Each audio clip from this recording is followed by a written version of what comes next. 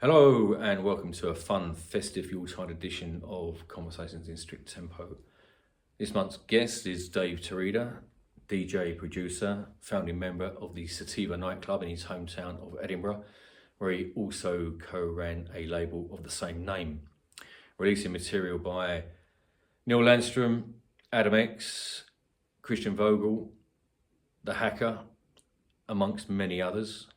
Dave has also released his own material on Tresor, Missile, Mosquito, and Nachstrom Schallplatten. Try saying that after a couple of mulled wines and a mince pie. Dave has DJ'd extensively across the planet, alongside some of the biggest names in techno, electro, and acid, such as DJ Hell, Sven Vaith, Suburban Night, aka James Pennington. And unlike a lot of DJs whose background come from a soul, funk, hip hop, Dave comes from a darker alternative, which is punk, post-punk, EBM, industrial, and thrash metal, which is all reflected in his 10 tracks that he has supplied me with. At this point, I'd also like to say thank you to all my previous guests for appearing and participating and giving me advice and support. And the same goes to my friends and family. And I'd just like to say thank you as well to all the people that have watched all the episodes, or just one or two of the episodes, that have subscribed, liked, and left a comment. Please do carry on. It helps the algorithms push these episodes out into a wider audience. And that is all I'd like to say for now, until I see you in January. So have a good Christmas and enjoy. Thanks very much. Hello and welcome to episode 4 of Conversations in Strict Tempo. This month's guest is Dave Tarrida, who has recorded material for Tresor, Mosquito, Missile, amongst others, and has collaborated with people like Neil Landstrumm, Woody McBride, Christian Vogel, and DJ Hell. Is that correct? Well, I've not collaborated with Hell, but I've definitely released some of his music, that's for sure, back in the old days, yeah. Okay. And Adam X as well? Adam's, again, an old friend of mine from New York, yeah. Wow. He's just an old friend, yeah. And he's still going as well? I saw him, I was actually on my holidays in New York last year, and we ended up hooking up with Adam and doing a New York day out with him. That was fun. Okay. Is he relocated to Berlin now? Is that correct? Yeah, I think he's been there for quite a long time, yeah. Oh, has he? 15 years, yeah, about 15 years, I think. A long time. Bloody hell. And you said just before we come on air, you said you lived in Barcelona. I did, yeah. I was born in Barcelona. I'm half okay. I'm half Catalan, half Scottish. Of course, yeah. So when did you end up in Scotland or Edinburgh? I was like 4. Oh, right, okay. My parents separated, and my mum was Scottish, so she took me back to Scotland with her. And then I moved back again in the end of the 90s. I moved back to Barcelona. Right. In 99, I think. Right, okay. For 11 years, yeah. Yeah, because I remember I used to work for a independent distributor and part-time sort of like record label. And that's how I got to know the two Johns up in Avalanche. Right. In Edinburgh. Mm-hmm. And used to send a list down of records that you wanted that you couldn't get. So I'd buy them, come up to Edinburgh, give them the records, and then instead of money, you just go, right, take anything you want from the shop, which was great. And I remember him mentioning the club Sativa. Mm-hmm. And I can't recall ever going, to be honest. Mm-hmm. But he said that's the club that we usually attend and sort of like have a night out with and what have you. And but I didn't realise it was yourself. And you have to forgive me. The name of the record label, was that also Sativa? Yeah, it was. Yeah. It was. Yeah. I had a few 12s on that, but I didn't realise that was you. Well, I used to share a flat with the other John. I used to share a flat with John Hawthorne. John Hawthorne, yeah. Yeah. So for the whole that Sativa years, I was staying with John. Yeah. Yeah, I remember staying with John, and I remember coming out of the room. He goes, "This is Neil," and Neil was in this little room. I'm sure well, I'm not sure, but I'm pretty sure that there was a bunk bed in there, and he had all his equipment out, and he was like banging out these tunes. I'm going, all right, okay. Didn't think nothing of it until obviously he released stuff. Couple of years later, yeah, it was quite mad. So how did you get into starting the club up? Or what was the thoughts behind it? Why did you want to do it? We were just like a bunch of friends, really. And we'd start to go out to the first kind of like dance nights, and we just thought we came from that. A lot of us came from that kind of old sort of punky scene from the 80s, you know, metal and punk and all that, and that kind of DIY attitude. So we just thought, oh, we can do that, or we'll have a bash at that. Yeah. And because I was at the art school at the time, I got like we actually did one at Murray House, but anyway, we started doing nights at the art school because I was there, and that was just a bunch of friends, and all of a sudden it just and then next thing you know, you've got like a massive thing on your hands. Weird. So did you do that first before? Did you start the club before you started sort of producing and making music? Yeah, it was all just hanging out. Yeah, we just started in '91, so it was just a bunch of mates buying records, you know, playing them out. I mean, could you DJ by that point, or was you just? No, not really. That's where I learnt. No, not really. Yeah, it's a baptism of fire there. Yeah. Especially using vinyl. Yeah, but when you're 20 years old, you don't care. I mean, the reality was, back in 1991, it wasn't as if there wasn't this sort of DJ culture like there is today, that's for sure. So it was definitely just nobody cared because it was just a bunch of friends, really. And then all of a sudden, when it starts to get busier, then you have to kind of put the effort in. But by that time, you've got decks and you're every night, you know, you're just learning how to do it. So and it was very organic. Yeah, well, I've heard that word quite a lot since doing these interviews. Organic is a word that has crept up quite a lot. I mean, booking DJs, was that, what was did you use anything that was a convincer to make sure that they would want to play? Well, to get the better ones? Yeah, well, any of them, really. What happens is when a lot of for example, you said Adam and Hell. Well, we got to know them through Dave Clark. So we met Dave Clark in London, and then Dave started to play up here with us, and he loved it. And then it was through him that we got hold of Hell, through him that we spoke to Adam. And once you speak to one or two and they come, they like it, then things just roll, and then people want to play because you start to get a bit of a name, and then just snowballs. And by that time, everyone wants to play. And then there's no problem getting who you want. You know, everybody wants to play then. So, Did you again? Didn't think about it too much. Just happened. Yeah. Was you like into the sort of like house techno scene before you started the club as well? I mean, did you go to Glasgow, for instance, or? No, well, there wasn't really anything on in Glasgow back in those days. Edinburgh was the place to be. Right. I mean, we went to Pure, and that was really so Pure started a year before us, so we were there right at the start, and it didn't take long before we did our own thing. So it was Edinburgh. I think Glasgow was at that point was more. I mean, the slam guys, Soma guys were doing more sort of Balearic house stuff at that time. Right. They weren't that techno. It was definitely Edinburgh was the more techno thing. Right.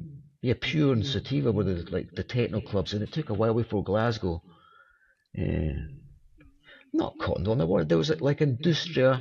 There were things in Glasgow, but not anything like Edinburgh had. I don't think. We had buses from Glasgow. So did Pure. The buses would come from Glasgow. Did you listen to I think it's called the Glasgow Clubbing Podcast? They interviewed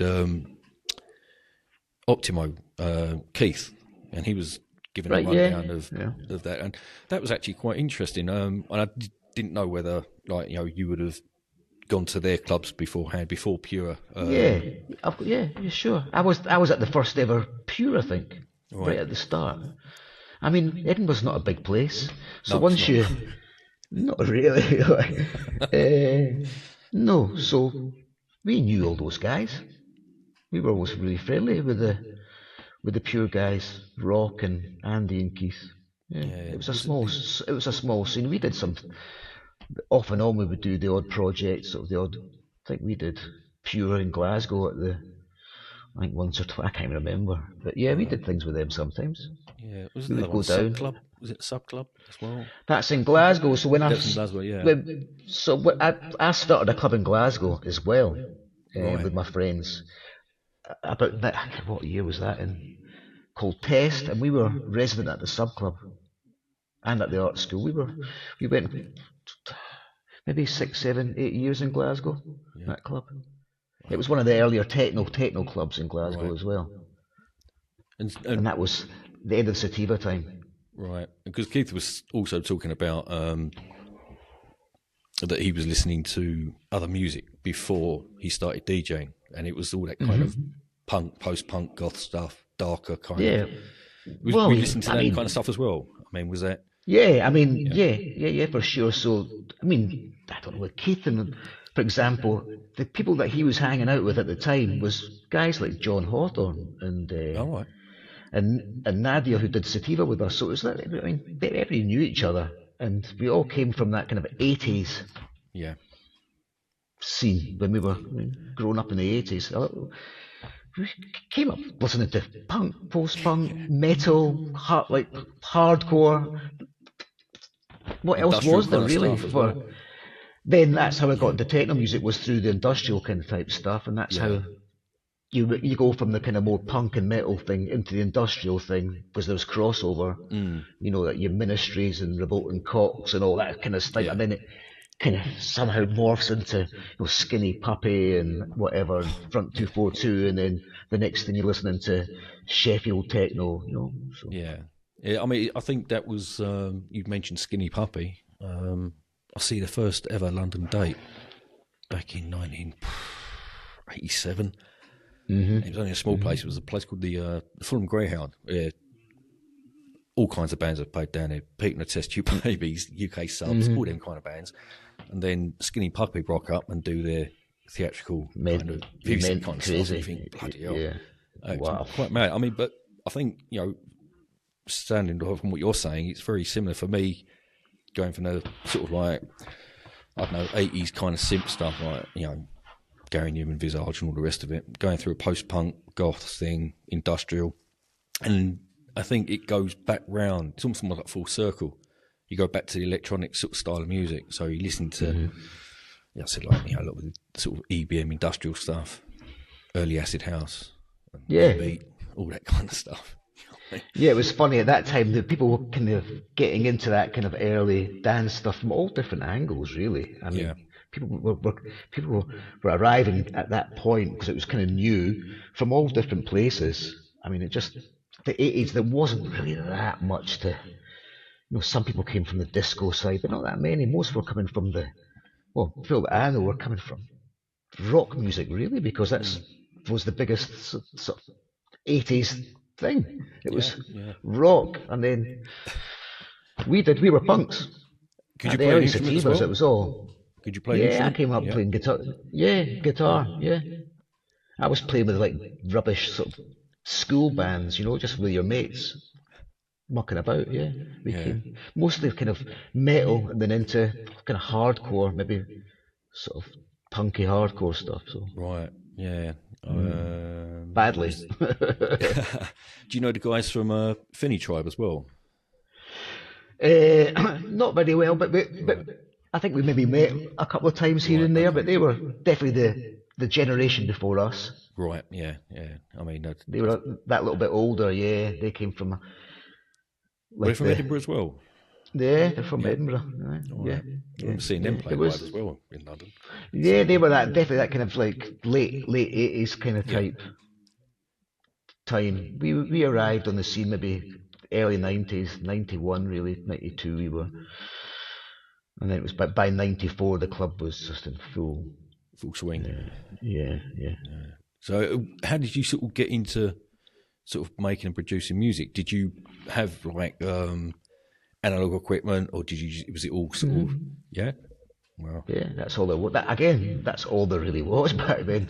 There wasn't any much. Well, it was all just analog or the start of sampling, Right. And I never had a computer with my music until 2000, I don't think, or something like that, Really? Wow. Yeah. I didn't. So how does that work then? If you don't have a computer, I mean, is it just all different machines, just all midied up, and you just have to jam them. So doing like lots and lots of takes until you get one that you're kind of happy with. So it was like quite a long, drawn out. time consuming? Can be. I mean, if you get the mix straight away, then perfect. But a lot of the time, it's like mistake, start again. Right. That's what it was like. I mean, we've run in the club and making music. Was it a full time thing, or did you have another job to sort of like? I didn't. No, I was really lucky that by about. I mean, we weren't making that much money by then, but yeah, it was kind of doable to kind of scrape your way by. Right. And it wasn't maybe until the mid to late 90s that I started to make decent money. The gigs the gigs kind of started coming in mid 90s really, and it was enough in those days to kind of live really. And you'd make money from music. I mean, when you released a record, we would sell. Copy, Yeah. So, would you be like, I don't know, would a label come to you and say, "Oh, have you got any material that we can release?" Or did you have to sort of go to them and ask them? No, not really. No, not really. I mean, what with the Tresor thing, it was kind of like we ended up.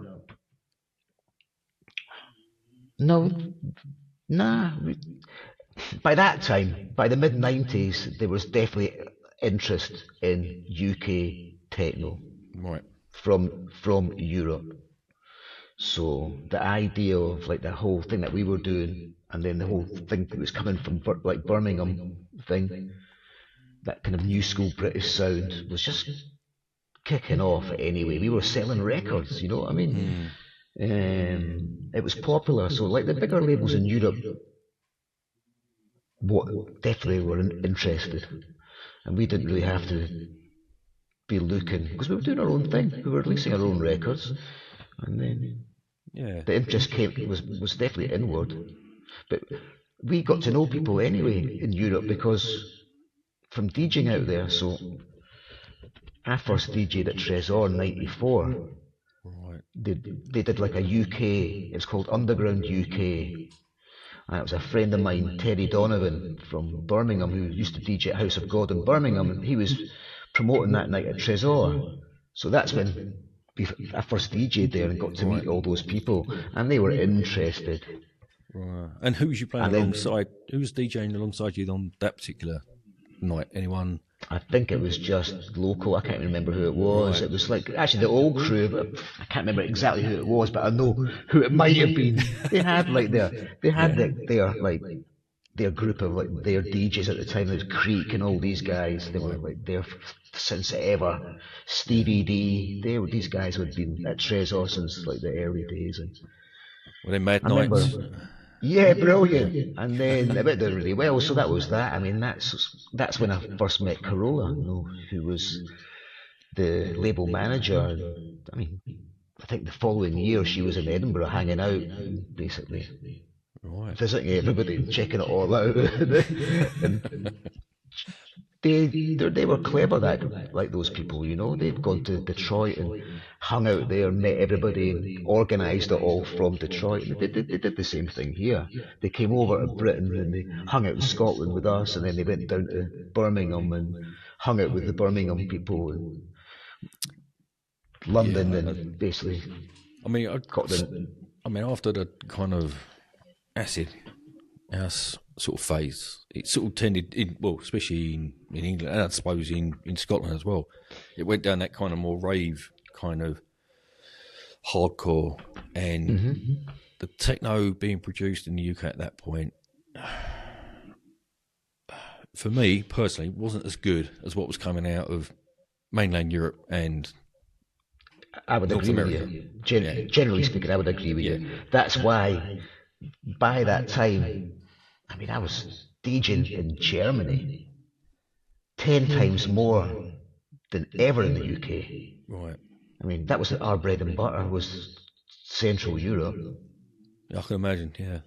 In those days, in the 90s, it was all Germany, Poland, whatever, Belgium, Holland. Yeah. That's where we were DJing. Then down into Spain, and starting with France and Spain and Italy. That was all starting in.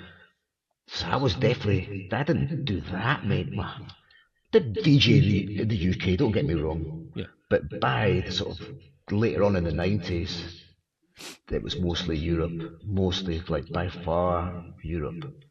I think it's kind of strange where, you know, I would buy 12s and it'd be imports, and then I'd look and I'd go, oh, well, it's been, you know, it should have been, it's on a UK label, but now I'm buying it on an import, and I think that was like the state of play with a lot of techno. It was being licensed, and then come back and we go, oh, it's on R&S. I mean, that was the first time I heard. That's right. Like Didgeridoo, for instance. It was like that for a while. Yeah. Kind of that part of the 90s, it was like Mute. Tresor were involved in all that. They were like licensing from the UK, Mute, and doing these sort of. It come out in two different labels. It was R&S were heavily involved in that as well in those days. Yeah. Yeah, because I think as well, listening to, I think it was Didgeridoo, and then that's how I got to learn about Mark Trauner, and all that, Frankfurt, Planet Core Productions, all that stuff. Oh, man, the mover, that stuff just blew me away. That was like that industrial. That was a big influence for us in the early days. Yeah, that's kind of when we were doing that Sativa stuff. That was definitely an influence for like all that Frankfurt harder stuff, and that never really caught on in the kind of UK. No, it didn't. No, scene. No. But that's definitely was we. That's why I think we were definitely attracted to the European techno scene. Because we were more on that tip than we were what was typically from the UK. Yeah, I know, yeah. It was you know? But yeah, all that stuff, that was how I got to learn about that stuff, because it was coming in on labels that were licensing stuff from the UK and then coming back. You just go, right, we've got to check this coming back again, yeah. Before you know it, you go, wow. And then that kind of stopped though after a while, didn't it? That kind of only went on for a little bit, and then after that, it was you didn't really see that so often. I think, I mean, we're especially working at this distribution sort of record company, and we used to get a lot of stuff coming through. Some of it was just tragic, to be honest with you. I mean, I'm not being elitist, but it was just like not very good at all. And you know, I don't know, it just. No, I think that for me, the halcyon days of that kind of tech was definitely sort of like early 90s through to probably about 98, I suppose. Some of that stuff I still listen back to, and it's just like, wow. I'm not saying there's nothing being produced now that isn't any good, but it's just different. No, that's right. It's just, when things are newer, obviously, they sound much sort of fresher and different and all. Yeah. So it's difficult to get the same feeling after something's been about for 30 years. I mean, so how did you keep going? What was the prime sort of like motivator for you to, from like 91 up to, what was it, 2000? When was that song released? Was that 20? You released something in 2024? Yeah, I think one vinyl. Yeah, one or two vinyls in 24. Right. But again, slowly, just less and less and less. Right. I mean, but yeah, it's difficult to. I don't play out very often anymore. Right. So I just enjoy it. I mean, it's almost like I've gone back to how I started, which is kind of a nice way to do it, I think.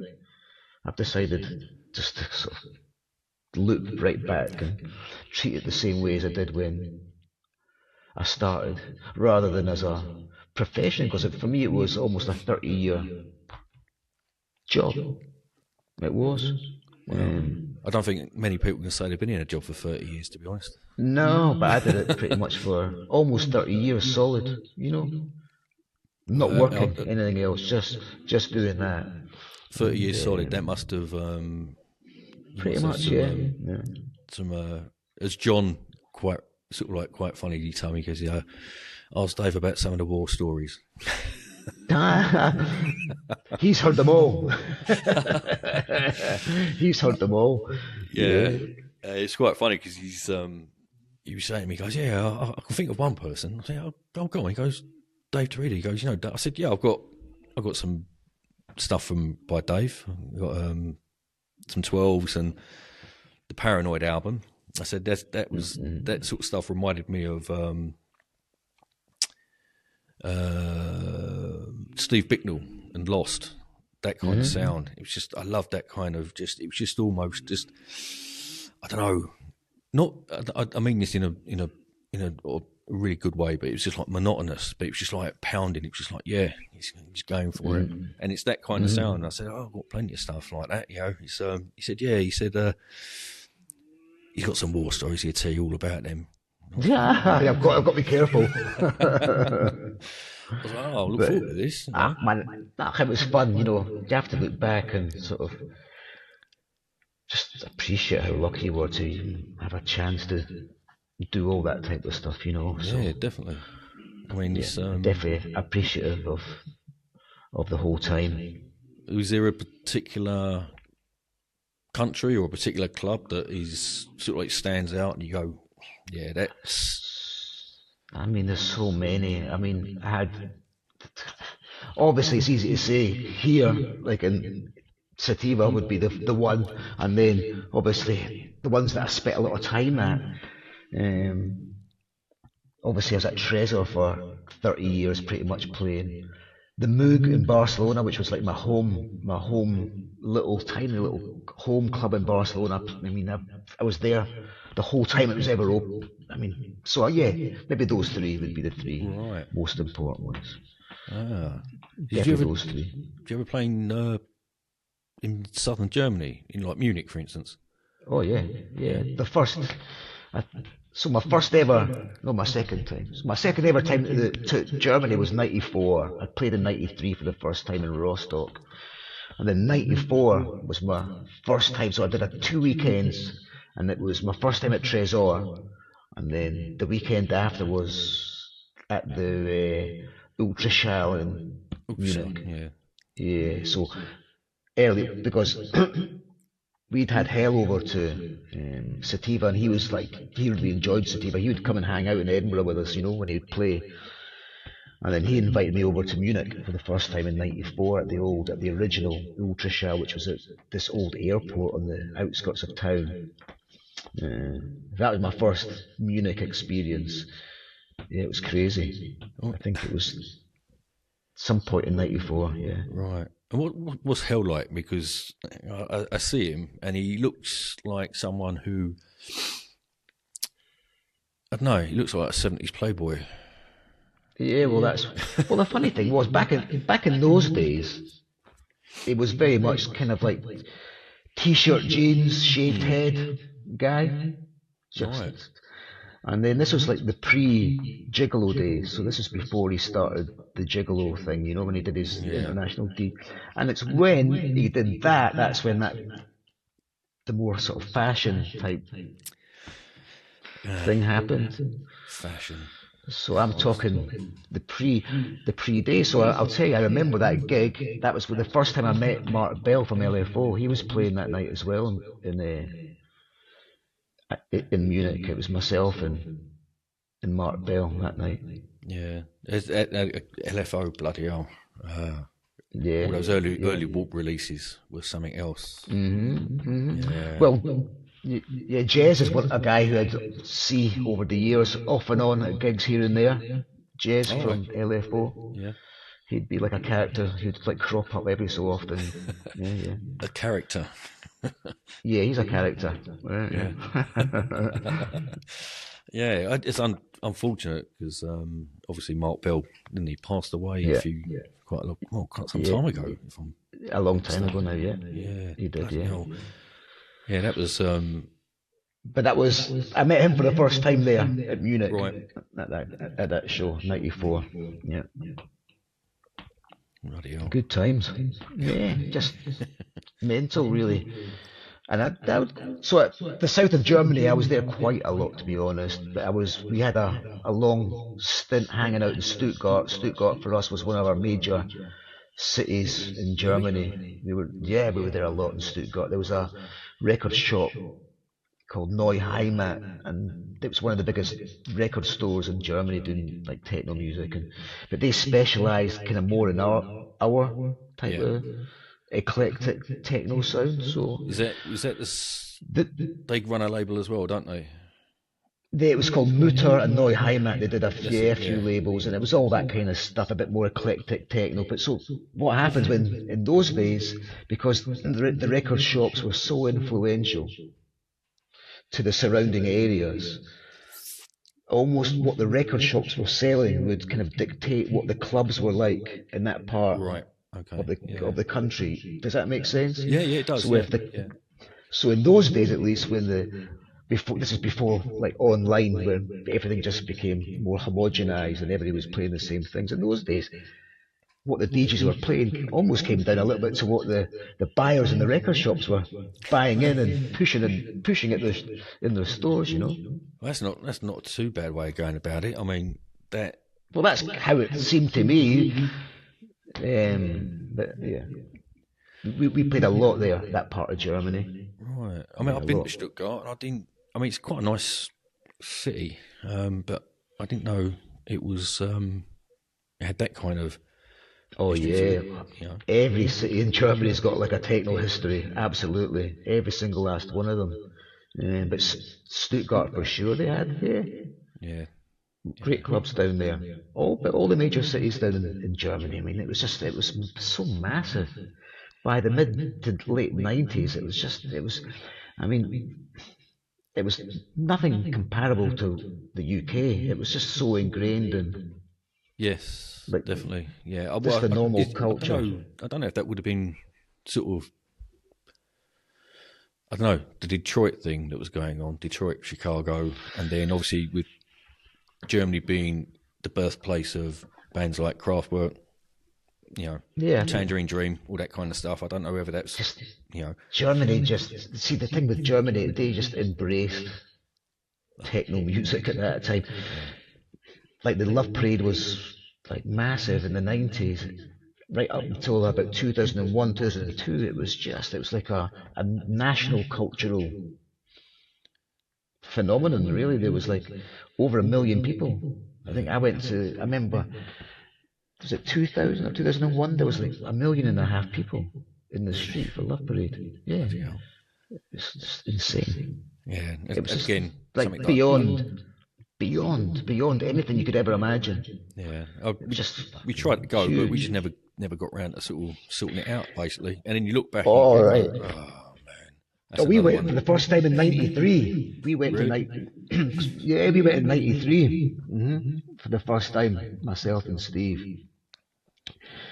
I remember we went to Dave. We were friends with Dave Clark, and he was playing at the Electro in Berlin for Love Parade. So we went along. It's this tiny little club.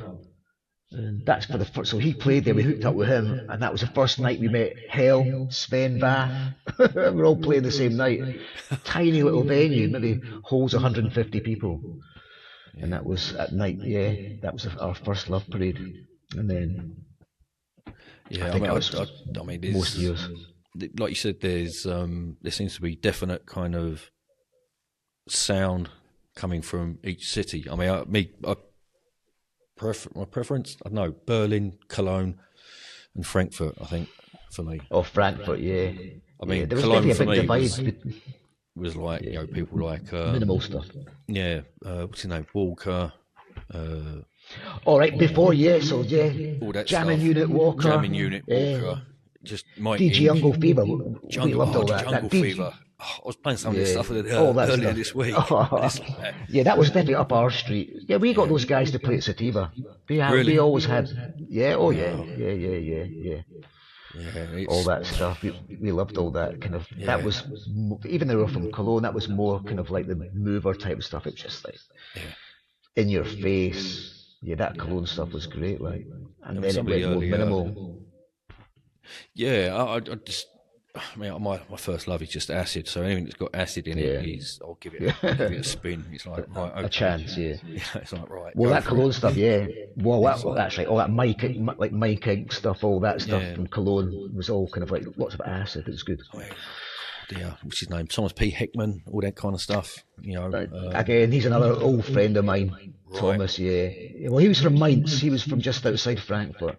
Yeah. He was from Mainz, yeah. I remember going to a do in London Bridge, and it was underneath a railway arch, and it was mad because there was no seats in there at all, so you could not sit down. So all you had to do was either stand around or dance, and you had people like Thomas B. Heckman, Adam X,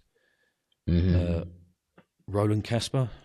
Oh yeah, well, if you're going back, you're going back, Rising High. Yeah. And Andy Weatherall, and it was just one pure acid night, and it was just nice. Man, it was just bonkers. It was like proper. The noise levels were just right on the cusp of just being. I can't take this anymore. It was mad. It was just so loud. Brilliant, absolutely brilliant. I think Germany is for me is the place for all that kind of stuff. UK just I don't know. UK makes those really things happening stuff, here. You know, there was things coming there, but it's just Germany just had such a more output. I mean, it was like on steroids over there. You know, just hanging out in Berlin in the mid-90s. It was just so much going on, and it was just many a late night. Yeah. But it was just the thing was we didn't because the wall had come down not that long before, so it just had this kind of Wild West vibe to it, you know what I mean? And it was really a little bit Wild Westy then after the wall came down, and that just worked so well with what techno music was about back then.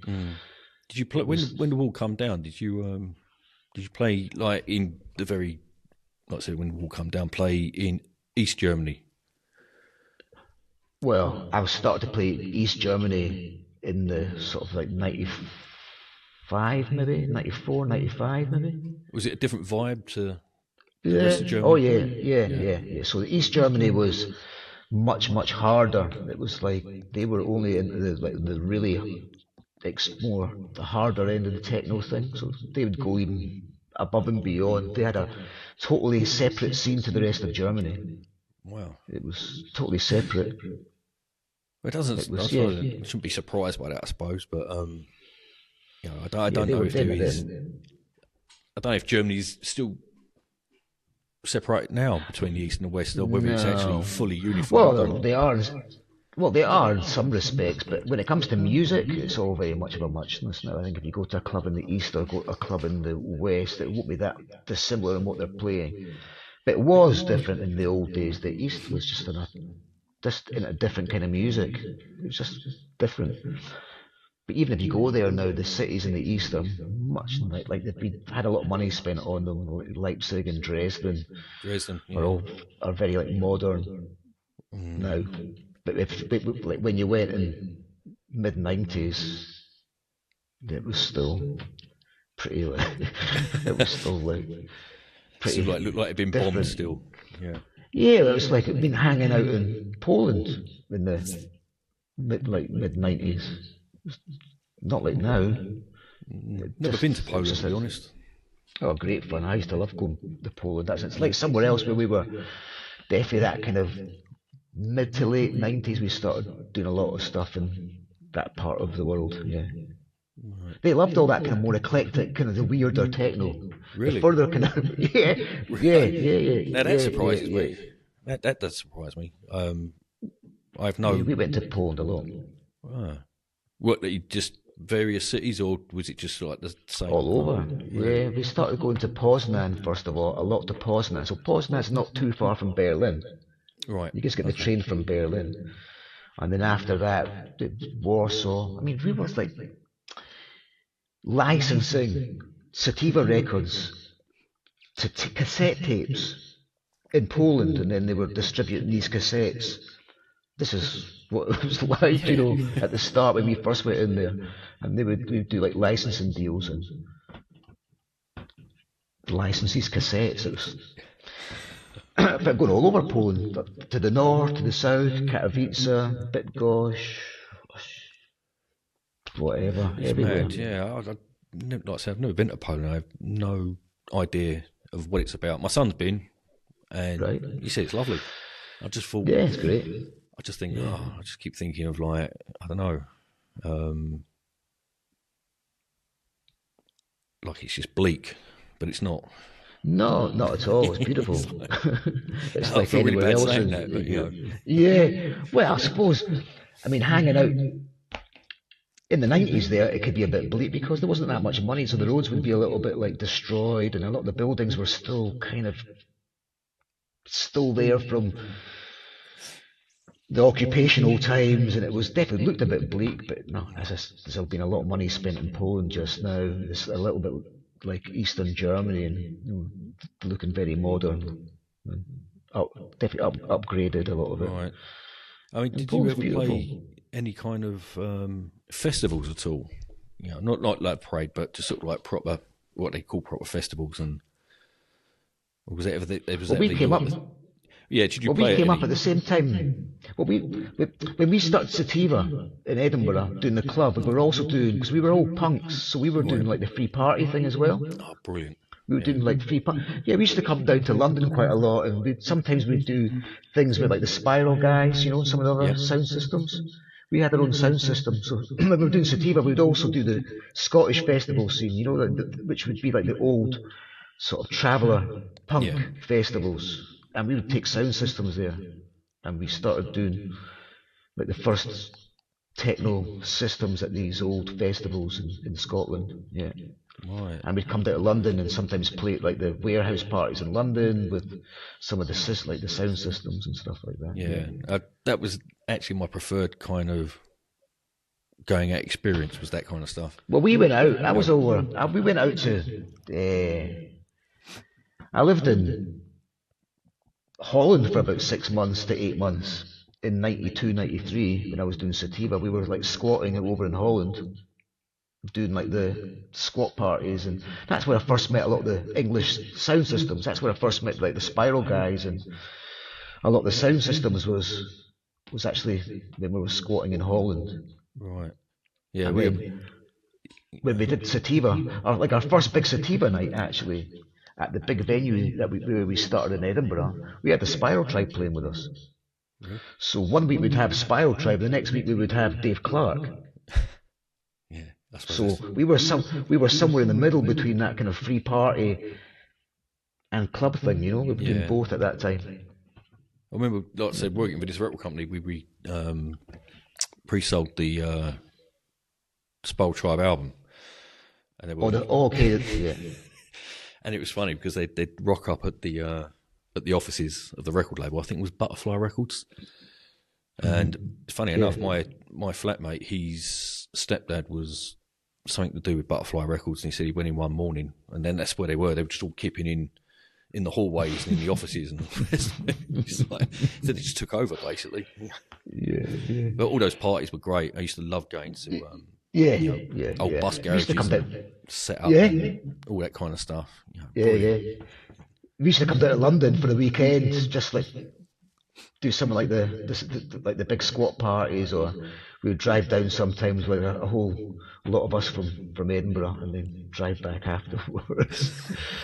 I remember going to when coming up to see the Two Johns, and they said, we started a night. I said, right, okay, what is it? I mean, it's an ambient night. I went, right, okay. Mm-hmm. The Blue Room, yeah. The Blue Room, yeah. And there was no beats whatsoever, yeah.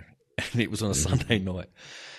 And it was pretty sparse in there, I've got to say. But then John Hawthorne played he played something by 23 Skidoo, and he just broke the whole thing about no beats. He was just playing that. He goes, "That's for you."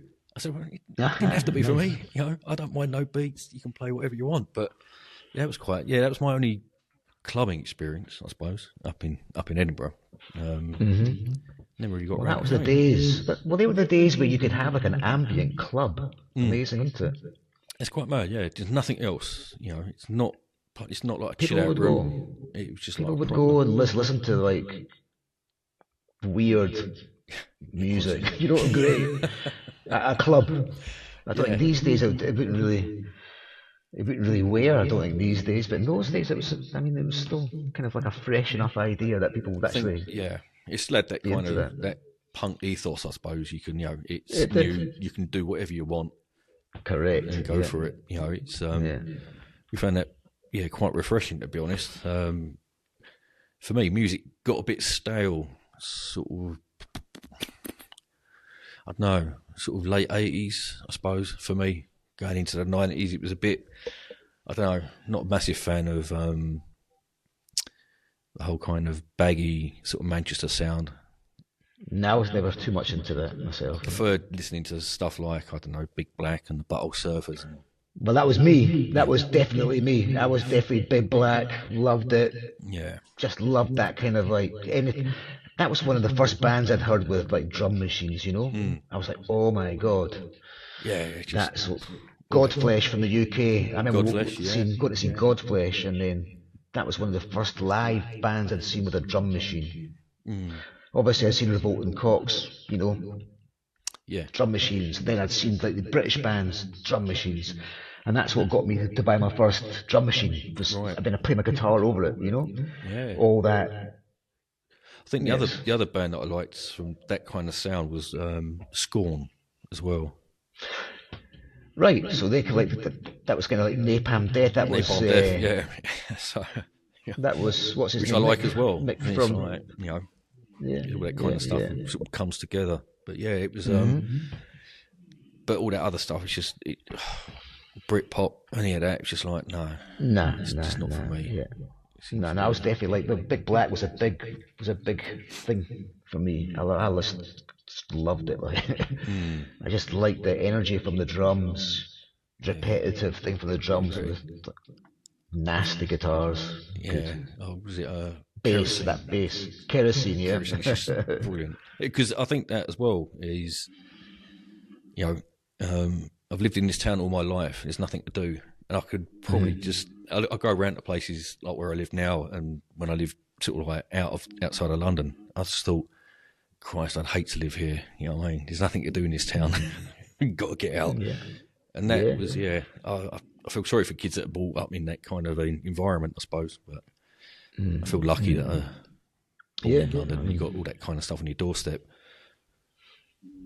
Well, that's what's happening now, isn't it? There's a lot of discontent with sort of these smaller towns being forgotten, you know. There's not any money going in. No, it's not, no. I mean, I lived in the South Coast for the last couple of years before I come here. And it was just one of them seaside towns that was... decaying, right? It was on its knees, not on its knees, but it was almost forgotten about. And obviously with the money coming down from London, and it's cheaper to buy property. And the people who want to escape London will go down there, buy somewhere, and then all of a sudden you can see it's starting to change and looking a little bit better. You know, again, I mean, with names like for your album Paranoid, was that just you thought, I'll just call it Paranoid, or was there something behind that was? I can't remember my exact thinking. I mean, part of it will have been I love Black Sabbath, so probably I would have liked the fact. I probably would have liked the fact that it had a connection to Black Sabbath. But, right. I mean, because I can't remember why I called it that. I look at the names of tracks, and I think, unlike a conventional song, guitar, drums, you know, keyboards, and the rest of it, and vocals, you go, oh, that song's about so and so. It's about this.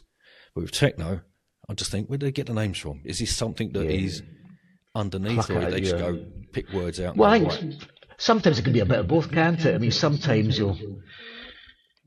things just sound good, and other times something can mean something. So there's no real kind of sort of. Yeah, sometimes it's on. I can't remember where I got that from. I probably just thought it sounded good for what the music sounded like. Oh, I don't know. Maybe.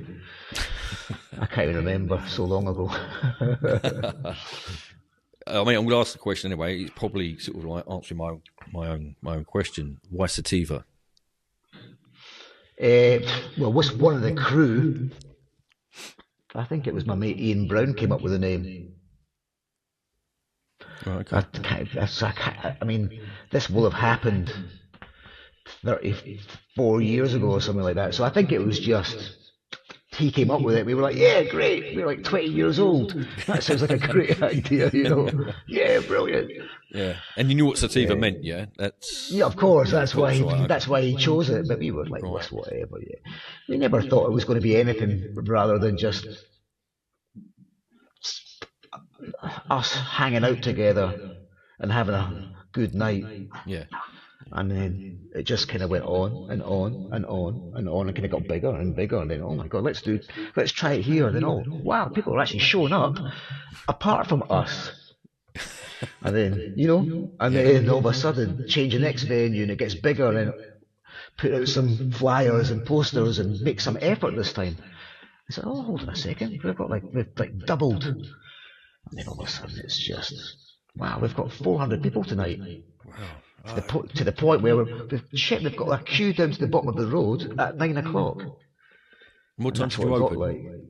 Oh, I can't remember. Probably at the peak of the, like, maybe the best bit. I mean, the queues, buses outside from all over the UK. Wow. People arriving from abroad, from Europe, flying in to experience, and it was just like, what? What's going on? You know what I mean? Yeah. It become that, because when you had like we were lucky that some of the DJs that we had playing ended up kind of exploding at the same time. That's when techno was starting to like have its first names type of thing, and you'd get like name checked quite a lot. Wow. And then all of a sudden, people are kind of interested when you get name checked. What is this place? You know, or who are these people? And because the label was connected, and we had like our own bunch of friends making music for us, like Neil and Toby and these guys. Yeah. Again, it just snowballed, and then as soon as you meet people like-minded people, you end up collaborating and joining forces. You know, when we met the Brighton crew, like Christian and Cy and the Subhead guys, and all of a sudden you become stronger and bigger, and you end up just collaborating, and the whole thing just starts to. Did Luke Slater play? I don't think Luke played. Nah, no? He never played. Nah, he was one of the ones that, I mean, I always liked the stuff. I don't think he ever played.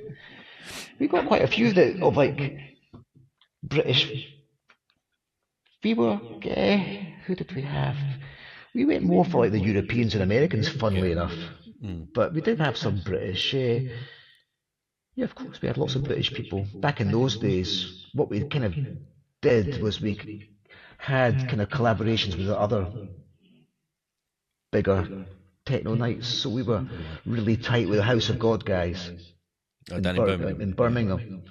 We were really tight with them, like Chris, like really good friends of ours. And I mean, we just played at their birthday party. I think it was in December. I just went down and played in December with them. We like with Surgeon and like an old. So we go back. So we would get Surgeon and Terry and those guys. We would play there. They would play there. We'd go to London. We were quite friendly with, like, in those days, Frankie D. Eurobeat 2000 was like Eurobeat one of the. 2000. Bloody hell. Yeah, we used to go down and play at Eurobeat 2000, and I think that's where we met Dave Clark, actually, at Eurobeat 2000. I went to. That's where we. Yeah, I went to Eurobeat 2000 do up in Wembley, and Lenny D was playing. Now, it was just as he was starting Industrial Strength.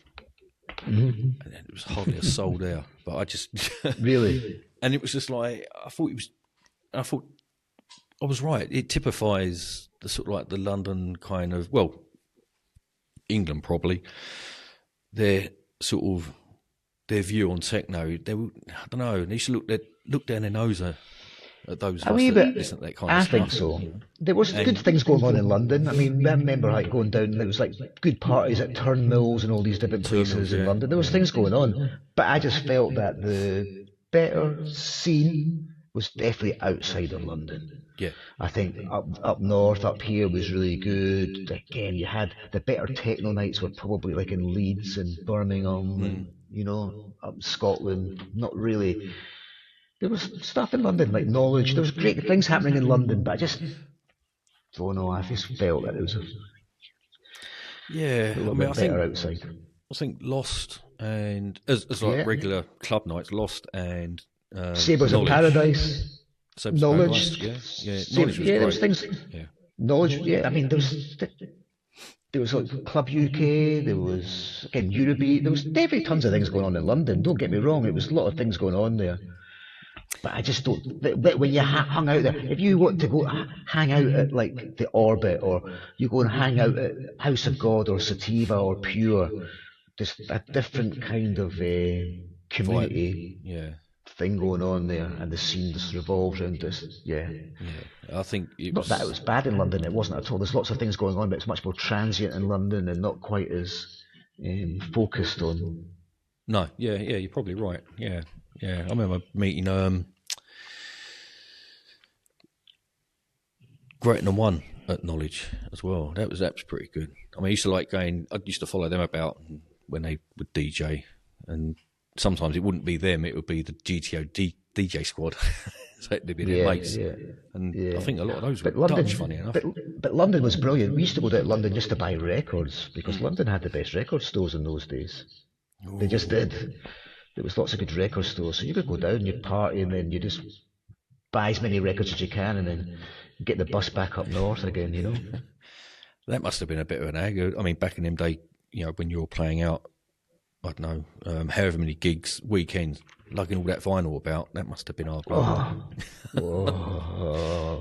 Yeah, I was quite happy to stop that and go digital quite early. I was going to ask you about that, funny enough, and what your take is on digital DJs now. You know, it's just it's a means to an end, isn't it? Just to there's like positives and negatives with anything in life. So, I mean, the positive is that you can. It's easy just to take as much music as you want with you, and being able to listen and to play with.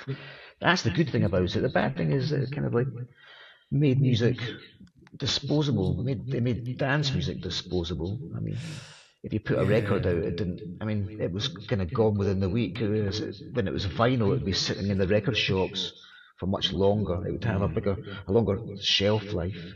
Whereas digital just it was throwaway. You hear all them stories of DJs dancing about, looking good, taking pictures, and nothing's happening on the decks. It's just like preset, and all that kind of stuff. I don't know why. It's so these days it's so easy to DJ anyway. I don't know why I'm not sure why you would even.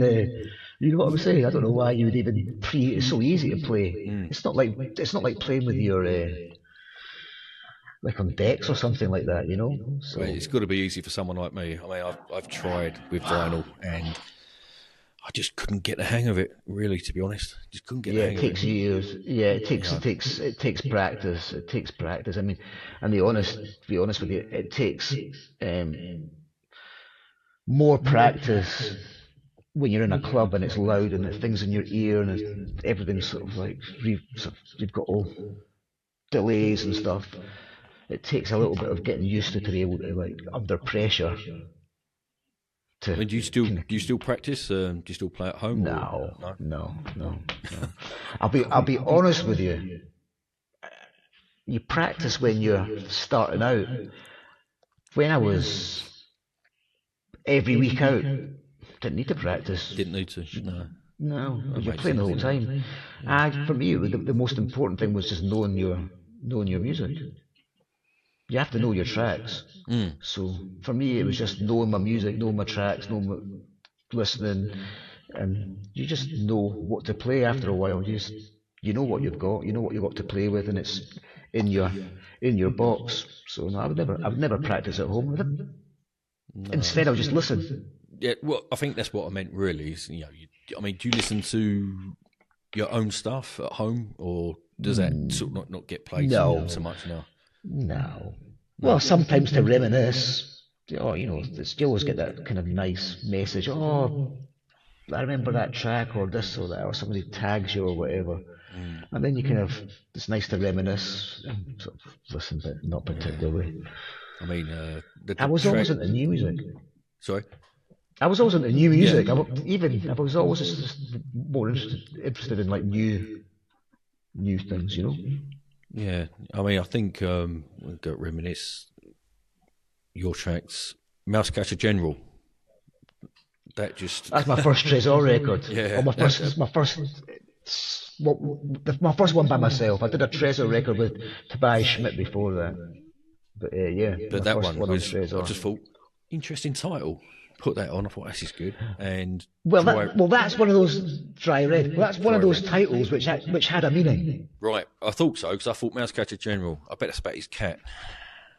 Well, it was about me. I was living with John Hawthorne at the time.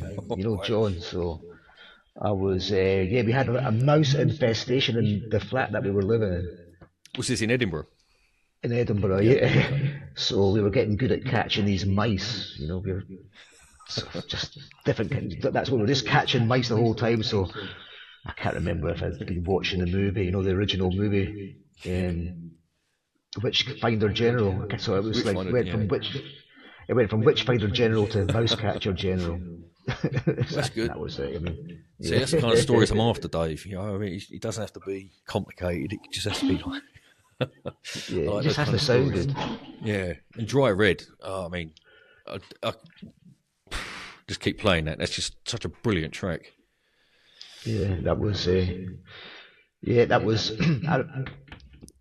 I remember the Tresor guys were staying at my house here, into the little studio room. I remember playing those tracks to them, and they were like, hours. Yeah. And I was like, yeah, cool. I'll take it. I'll take that. Yeah. So yeah.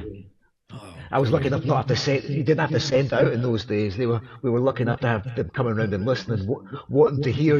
So, well, I suppose if you've got a label and you've got a night going on, then like you said earlier, people are going to be interested and they're going to be going, "What are these guys up to?" Well, they were bright though. They did the same thing in Detroit. They went and got one or two. They went to Detroit, met all the other ones doing the music, and then ended up just like picking. And they did the same in the UK. They came. Chris Vogel had already signed an album deal. I went to DJ, and then when they came over, they were like, "Okay, Neil, Toby, Si, Dave, Subhead." Yeah. Take it all. Just came in. Yeah, well, they came in, met everybody, and just said, "Okay, this is like the next." Back they used to call it the Axis. They called it the Detroit Axis. Well, they basically did the same thing in the UK between the Birmingham sound and sort of they used to call it the No Future sound or whatever that we were doing. They just picked it all up and went, right, this is what Tresor is for the next while. Yeah, until something else comes up. Yeah, I mean, yeah, pretty much. Plus the Detroit stuff, and it wasn't. They didn't get rid of one. They just added another one onto it. That was basically it. That was their mentality, I think. It was. Do you know the Holy Ghost Inc. band? Say that again, sorry. The Holy Ghost Inc. Yes, yeah, they recorded for Tresor that time. Yeah, exactly. Yeah. I mean, their early stuff is just absolutely wild. It's nothing. They were English. Were they not London? Were they London guys? Were they down south somewhere? Yeah, I'm pretty sure they were, but they are, I would say, men of mystery. I don't know anything about them. You go online, absolutely no I never met information. them. No information. I met picked them. up one of their 12s just by chance, to be honest, because I thought they always did good picture sleeves and stuff. Oh, that looks interesting. And it was always good. I mean, I think when they went to Tresor, it was a different kind of sound for them. But it went from like a deep, sort of like dubby kind of house kind of stuff. And then when they ended up on Tresor, I thought, wow, this is a bit of a A strange left one, turn. yeah. Yeah, that was all always interesting listening to their kind of stuff. I just wondered if you'd bumped into them or whether you had any dealings. I never with them. did. No, I never met those guys. But I remember they got signed maybe a while after us. But yeah. I mean, they always looked to like the UK. I mean, I think a lot of people look to the UK for. I think there was definitely something interesting going on in the UK. I just think you had to sort of like you had to be at the right place at the right time to sort of like. That's the music scene. That's how the music scene works a lot of the time. Yeah. If you're right place, right time, right people. Or the opposite. It's I don't know where techno goes nowadays. I don't know. I listen to a lot of older stuff.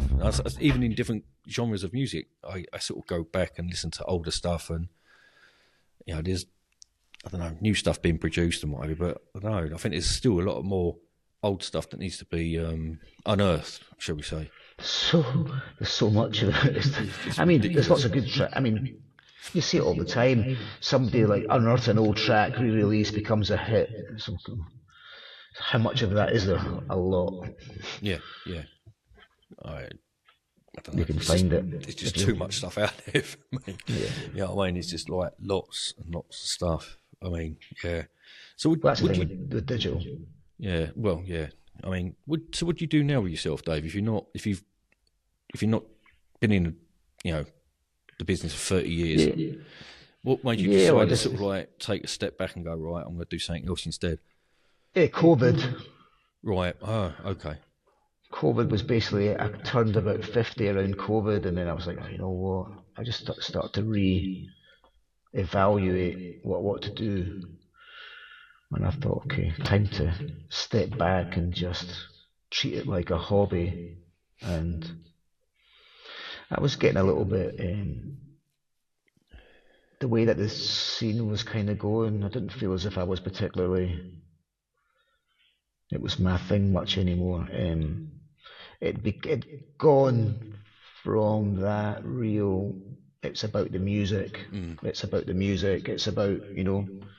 and it just turned into a little bit more social media orientated, not really about the music, more about how many followers you have, or and that was just not me. So I was thinking, I'm not really suited to this new. And I think I'm funny because this is when I told you I met Adam. When we were on holiday in New York, and we spent the day with Adam, and we had exactly this conversation.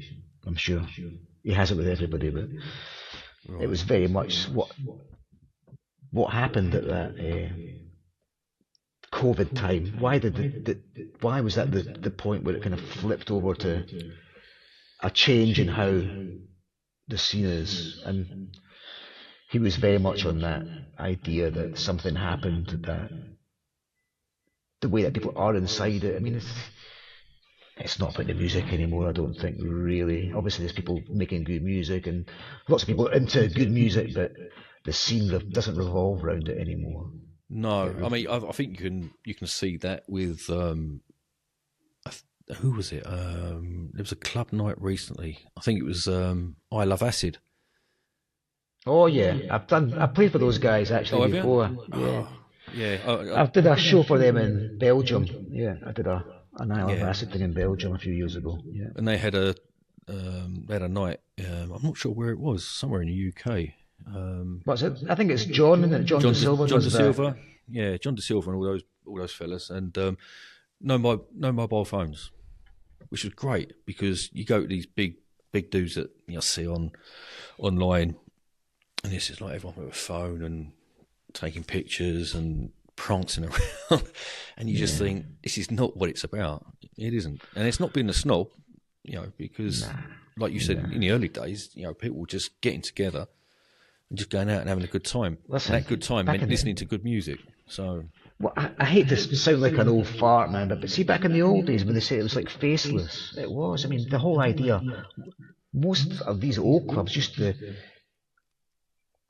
If the DJ box was looking onto people, they used to close it off with nets and stuff. It was the opposite. They didn't want to have somebody standing there at the old club, so it was very faceless. yeah. I mean, people didn't know what you looked like. They didn't really care what you looked like. No. I mean, you'd shot a club. They wouldn't know that you were the DJ until you went up and played. I mean, even though that you were quite well known in the scene, they didn't know what you looked like. Whereas now it's all revolves around views and followers and Selfies and all this type of stuff. Look at me, and Yeah, it's all like DJ so and so. It's a fashion show. It's like a fashion show. It doesn't revolve around the music anymore, which was the whole thing about dance music. Was always meant to be about the sort of like the music, wasn't it? Well, I mean, we had DJs that we liked and we followed because we liked what they played. We liked how they mixed, and it was just like after time we going, oh, he's so and so on. I know he's just been on. You go, oh, really? Because you've been enjoying yourself and you wouldn't even know that they'd been playing. That's happened to quite a few. Well, these days you won't even get booked unless you have X amount of followers. That's basically how it works. I would say, are you joking? But I know you're not. No, well, promoters want to sell tickets, and the way they sell tickets is by having somebody that they think that they can sell. I mean, I don't think the clubs these days are particularly like risk takers. No. I mean, I don't think so. No. It's just revolves around social media. I mean, yeah, you're probably right there. I mean, there's a lot of DJs and music makers from back in the day that you used to think, I wonder what they're up to nowadays. Obviously people like yourself, people like Laurent Garnier. I don't know what he's doing now. I mean, there's all these DJs. I'm thinking, what is it? They're still making music? They're still playing out, or have they called it a day? And I think some will call it a day. Some will kind of like do what I do, which is every so often sort of dip your toes in. I still get offered gigs, and I just quite often I'll say no, or I might say yes if it's something that rocks my boat. I was in Czech Republic a couple of weeks ago. Right, okay. But I wanted to go and see friends of mine, so it was fun. Played in an old church somewhere in northern Czech Republic with like old friends. Brilliant. Czech, were they Czech people as well, your friends, or were they sort of like people like Czechs. Right, okay. I've been playing in Czech Republic for so long. Right. So it's like people that I've known for 25 years. Wow. And I've been going back sporadically. So that's the thing that you miss when you don't play as much. You don't get to see all your you have friends in all different parts of the world, which you don't get to see that often anymore. Yeah, so of course, yeah. That's what you kind of miss a little bit. So that's why I went there. I mean, with somewhere like Tresor, if they come knocking now, would you go and play? Because they're obviously in a different venue now, aren't they? Yeah, I played there so many times at the new place. I was there maybe 2 years ago. Right, okay. I played at Tresor a couple of years ago. Right. I think I played with Landstrumm there the last time. What's Neil up to nowadays then, now you've mentioned him? Is he still making music? I saw him yesterday. Oh, did you? He was here. I saw him the last 2 days. Toby Schmitz. Toby Schmidt, yeah.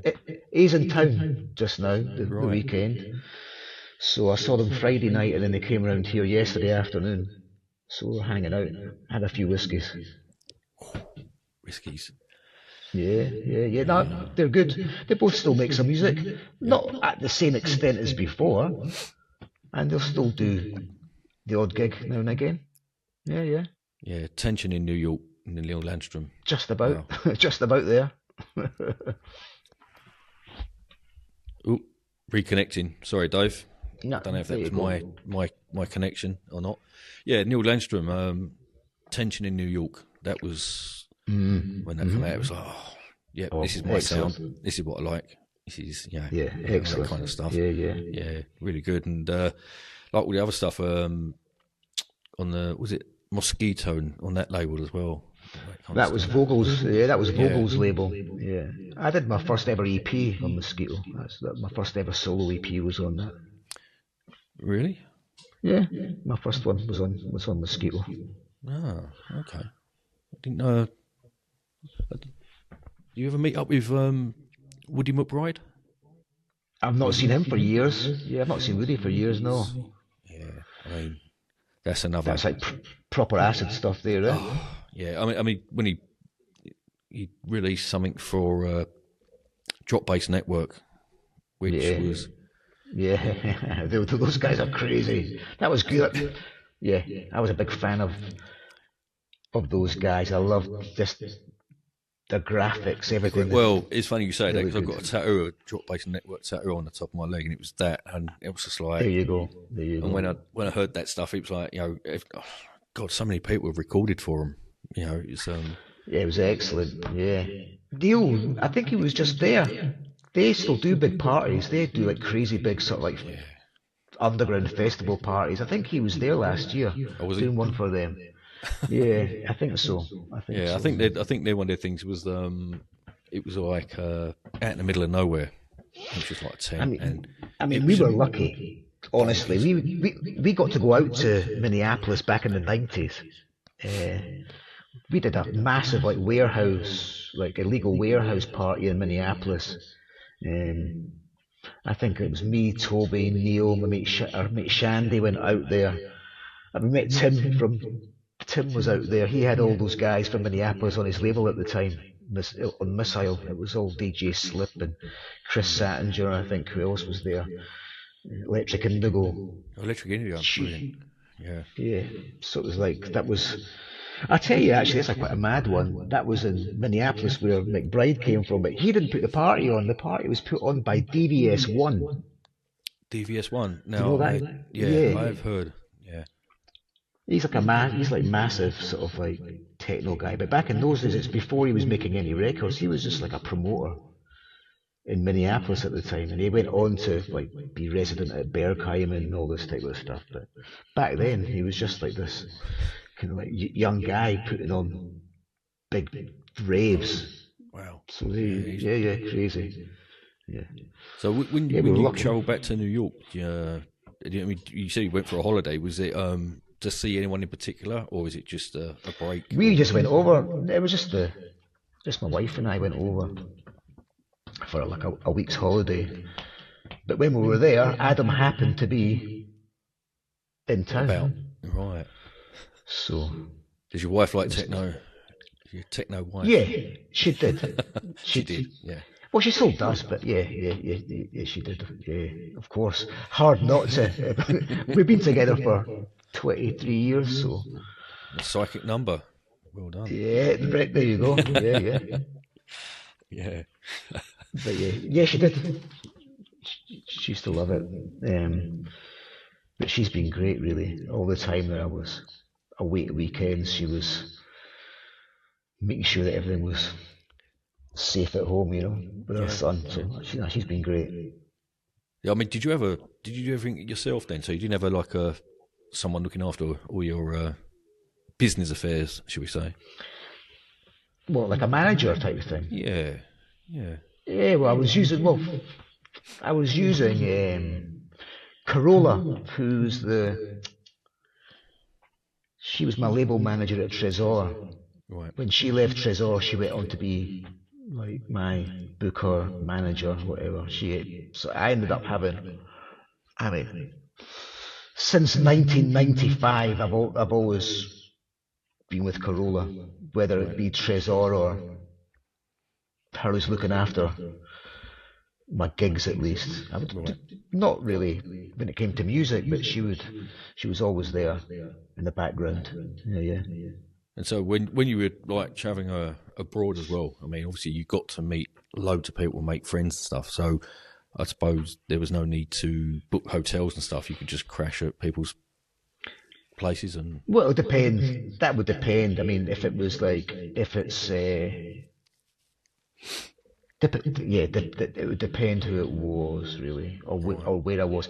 If I was in Berlin, I was almost always staying at Corolla's place, pretty much. Or there's some places where you just go and you stay with your friends, and there's other places where you'd get a hotel. So, but it's more fun with friends, especially if you're staying for a few days, you know.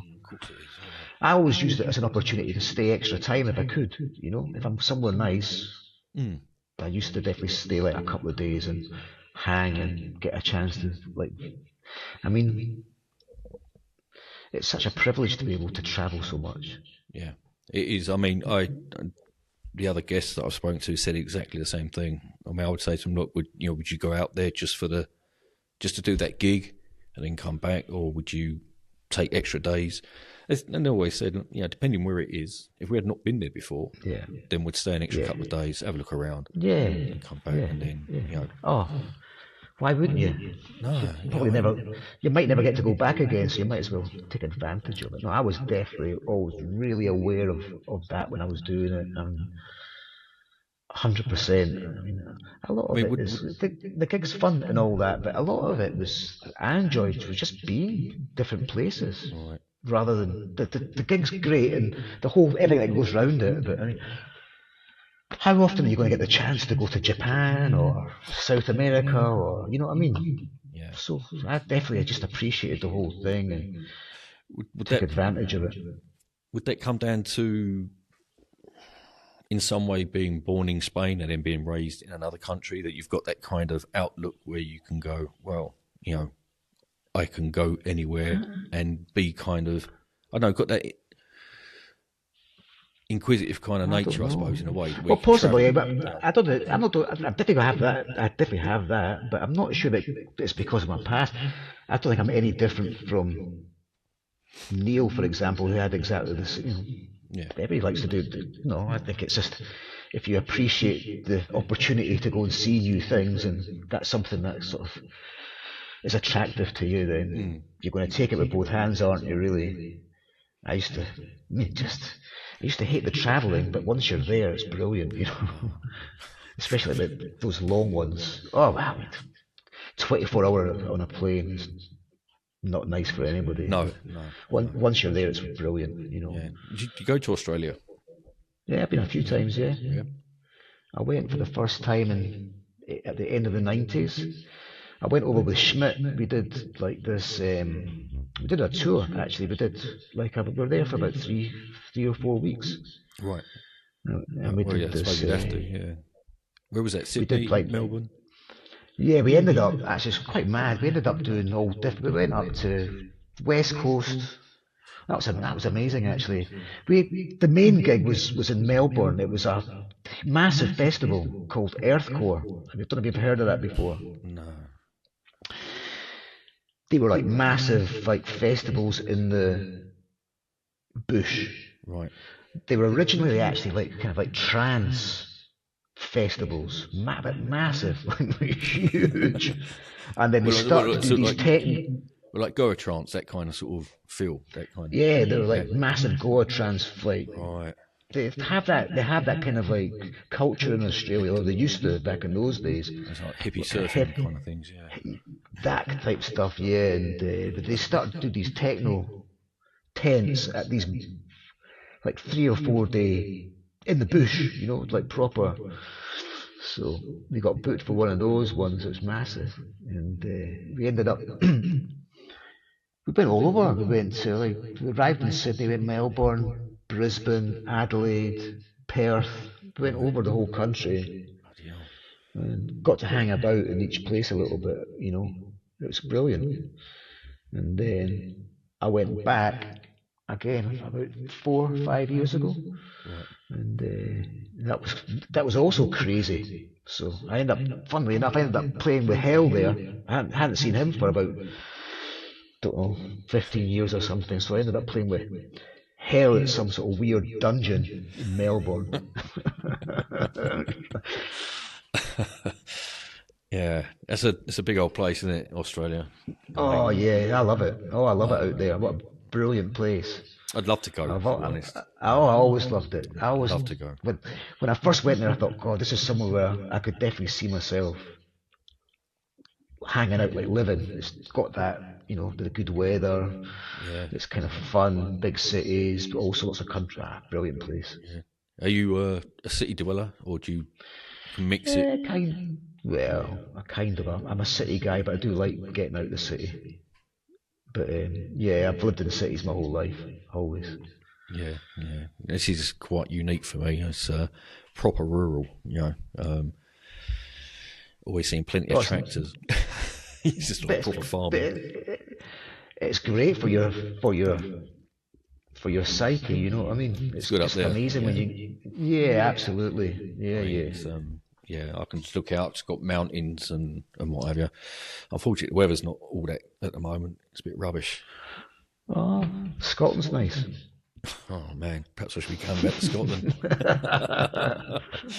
Yeah, that's a bit of a mad one. Yeah, it makes a change. It does, yeah, yeah. Well, I think the sunshine just.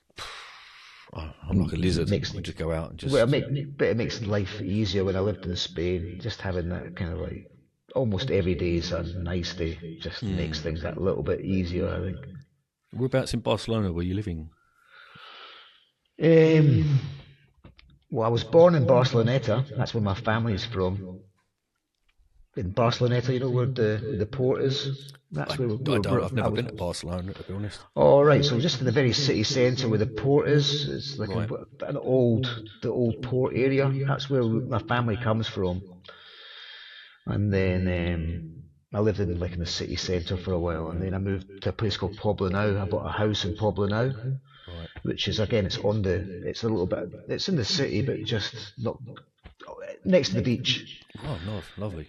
So I had a house there, and then actually Christian Vogel, he bought a house next door, and his studio was just next to our house as well. So we had quite a cool little community down there by the beach.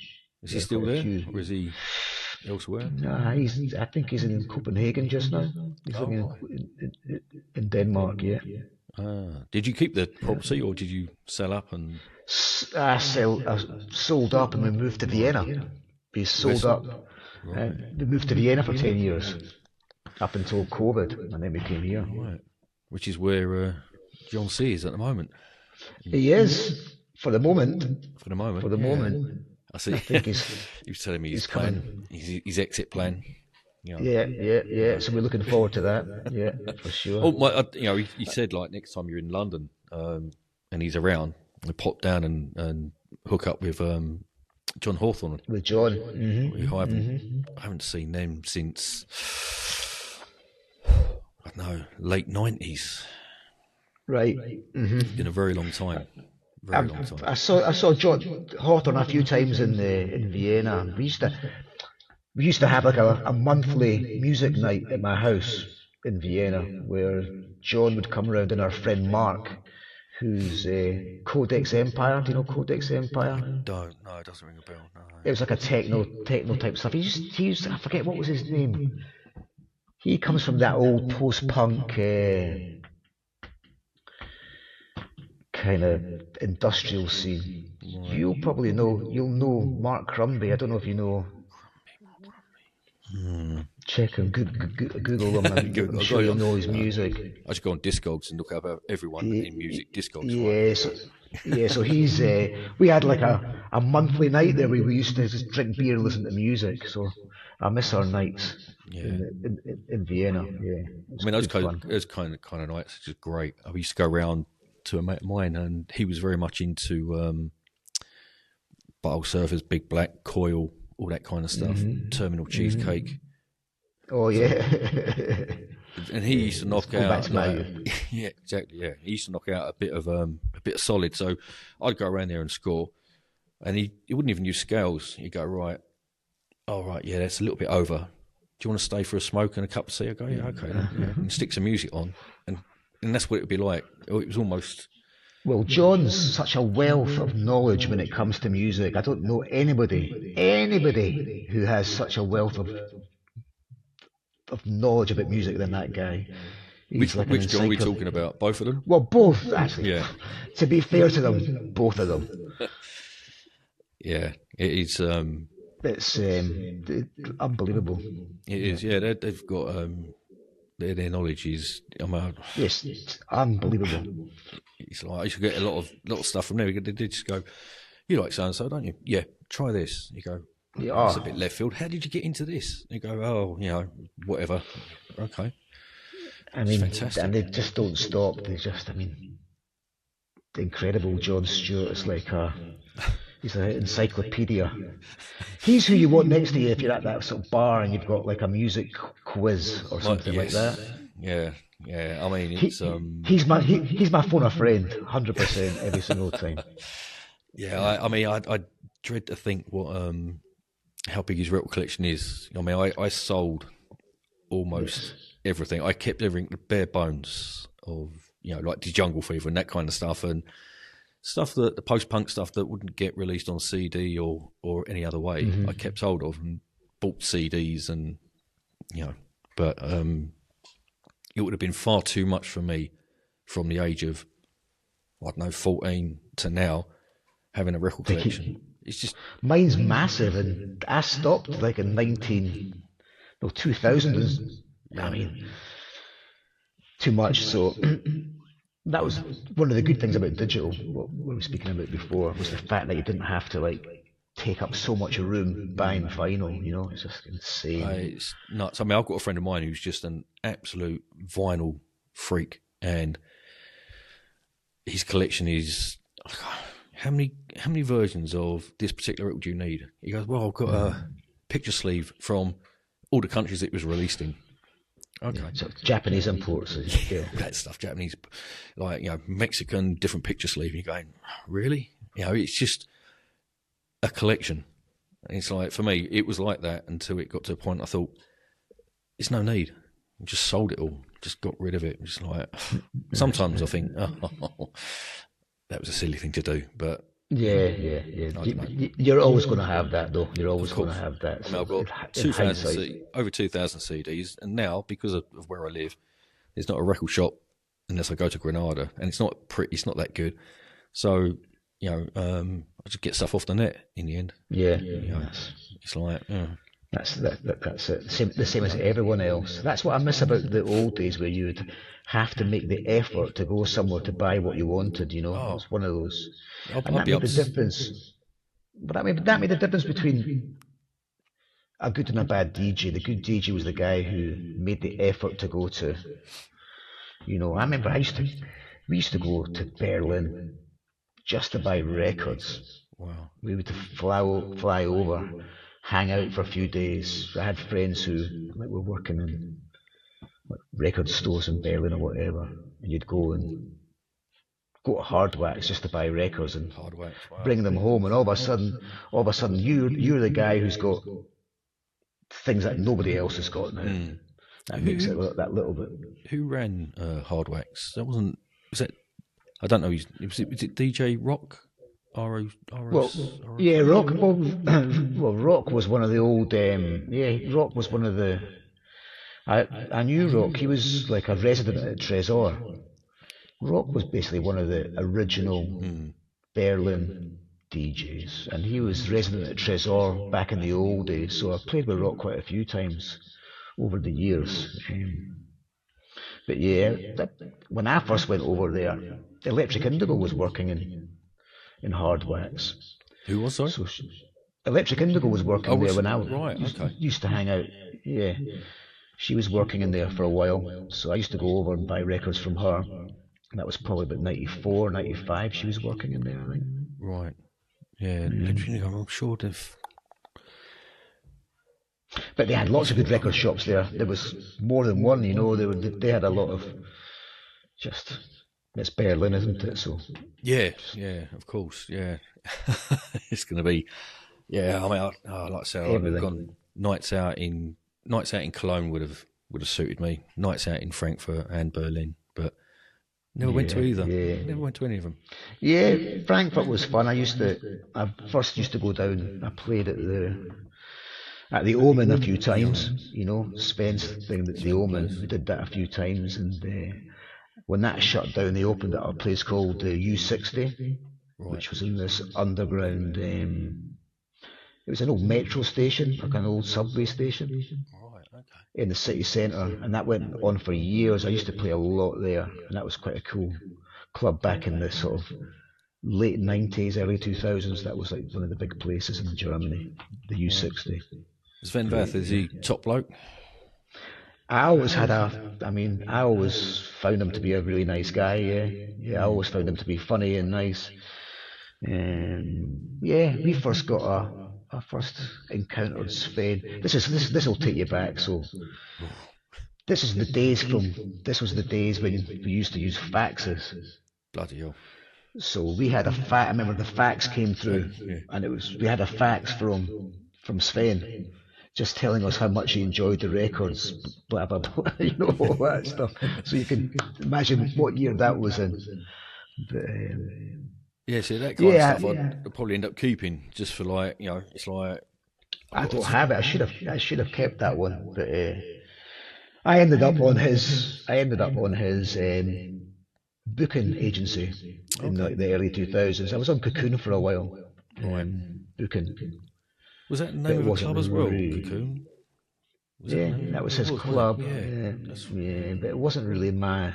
No.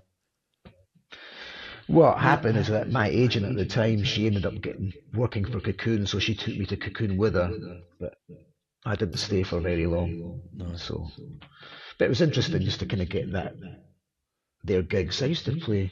Yeah, I hung out at their offices a few times, and it was always good to with them because they had good connections to the synthesizer stores in Frankfurt. Right. The big one in Frankfurt was good. So I remember once hanging out with Pascal Feos. I don't know if you remember that guy. Yeah. I was at his studio was under the Cocoon office. I remember hanging out there in his studio, and he was showing me this. I can't remember what was it again. It was it was a Pulse. So I ended up he got me hooked up to the shop. I ran down to the shop and picked up the synthesizer before my plane arrived, took it home with me. So, I mean, Germany was good for that. Yeah, Pascal Feos. I'm sure the first thing I heard from him was something that was licensed to Rising High, I think. Right. Possibly. I can't remember. Yeah, he's back. He's like really from the old school Frankfurt days. He's one of the original Frankfurt guys for sure, Pascal. Oh. Yeah, he had a great studio, that guy, I remember. He had something else. All analog stuff, and Well, it's one of the first studios I ever went to where he would open up doors, and then he would all the synths were in like trays. You'd pull out it was. I was used to sort of people's bedrooms with like sort of synths on books, and it's all a little bit cluttered. Now he had this sort of like made. It was all custom made, sort of like beautiful studio. It's like, oh wow, okay. Yeah. See, I'm still getting flashes of them images of Neil leaning on his knees, doing stuff, and John's going, "Oh yeah, he's only making music." I thought, "Oh, I don't want to interrupt him." It was like things everywhere on the bed and on the floor, and cluttered. He's definitely. I think his studios are still cluttered even after all these. Did you sell all your equipment, or did you? I've got a lot of it. I've got a lot of it here. I've sold bits and pieces, and I've still got quite a lot of it. Just I kept most of it. So going on to your 10 choices. Your 10 tracks. Mm-hmm. What's number one? Oh, what's the first one? Not number one, but what's the first one you've got? Well, the first one, I could have chosen any track here, but it's Bowie. Right. Bowie was my first ever. He was the first ever artist that I had that I got obsessed. When you're obsessed with music, when you get into music. Well, Bowie was the first musician that I ever got obsessed with. Just when I was entranced with Bowie. I was like, wow. So, and I still listen to him to this day. Yeah. I was one of the best songwriters ever, I think, for me, for sure. Just hit after hit after hit after hit after hit, And I was obsessed as a sort of 12-year-old buying my first records. I was obsessed with Bowie. Is there any particular track that you would go? There's just I could pick any one you wanted to. I mean, honestly, there's just, as I said, there's just so many. So I'll pick Gene Genie, whatever. Gene Genie, okay. Whatever. I was obsessed with him as a young, just yeah. Not even a teenager. I think I was 12. Right. When you first get into music, I was first record player. Every penny that you had was going on records. Yeah. Everything. Every what is it about that particular track? I don't know. I could have honestly picked so many different ones with him. It's not really about a track with him. It was just more about him as an artist and just an amazing songwriter. Definitely. I mean, It's like a pinpoint in time. Yeah, I think I feel the same about Bowie. Funny enough, my mum used to work with a friend of hers, and she was a massive Bowie fan. But I didn't know this at the time. I was like, 4 or 5 years old. I remember walking into this house, and there was a picture on the table or a sideboard, whatever it was. I didn't know what it was. Just looked at it and thought, wow. What's that? Who's that? Who's that? What is it? Sort of like mad. And it wasn't until I started listening to music and was thumbing through some second-hand albums in a shop, and I come across Aladdin Sane. Well, brilliant. And all of a sudden, it all come tumbling back. It was like, that's the picture I saw. My mum's friend had the Bowie sort of like feather cut kind of dyed as well. The hair. And it was, yeah. Wow, bloody hell. That's what it's got to get this home and play it. And it was, brilliant. Fantastic. Brilliant, yeah. I mean, I think, I don't know, Scary Monsters, probably the last thing that he'd done for me that was, after that it was a bit kind of hit and miss, personally. Well, when he did Let's Dance, funnily enough, at the time I was like, oh my God, what's he done here? I was still young, But then, in hindsight, looking back, there's still a lot of good tracks on that. But I think after that, it just started to kind of. Well, I think because he had Niles Rodgers on Let's Dance, so that guitar kind of thing. If you like your, I don't know, Sister Sledge and Chic kind of stuff. That sound to it. It was just such a change for me. It was just almost too much of a. But in hindsight, I still like that record. Yeah. In hindsight, at the time I wasn't too keen, but in hindsight, I do like it. Yeah, I think it's the same with a lot of his other stuff. After that, I tried to listen to it. I thought, there's the odd track here or there, but that's right. When you like put it all together, you think it's a little bit, not really for me. Yeah, absolutely. So, what would be your second choice?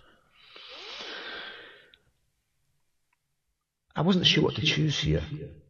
I tell you, after that, I kind of got into, I was getting into reggae stuff, but I didn't choose one, really, because I was really into the kind of the metal. I got into metal music. But again, that was my next obsession, and that's how I got into making music. Right. Guitars, playing guitar, and that was all through, basically, listening to rock and roll.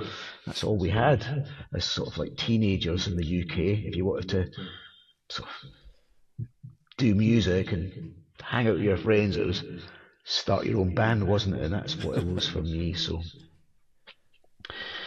I got into that, but what's kind of more interesting for me was when I got into that kind of metal thing, I was always, the same thing as when I got into techno music or dance music, I was always looking at the extremes. I was always drawn to the outer fringes of whatever I was into. Does that make sense a little bit? Yeah. So when I was into metal music, I was really into Slayer and Metallica and all these bands, but kind of like early on. Maybe before they were kind of the big bands that they ended up becoming, I remember I went to see Slayer, I went to see Metallica, I think, at the Edinburgh Playhouse, which is kind of crazy to think it's not even that big really. I saw them in Was Cliff Burton still playing 85. bass for him at that point, or? He was still alive. He died on that tour. Oh right, okay, right. He died on that tour, so he played the UK, and then I think from that UK they went over. So I must have seen him maybe a few weeks before he died, because I'm pretty sure it was that tour that he actually. It was the. Was it 85 or was it 86? I think it might have been. I don't know. It was a Master of Puppets tour. Master of Puppets, right? Okay, yeah, yeah. Where's the Master of Puppets tour? That would have been about. Was it? That would have been about 85.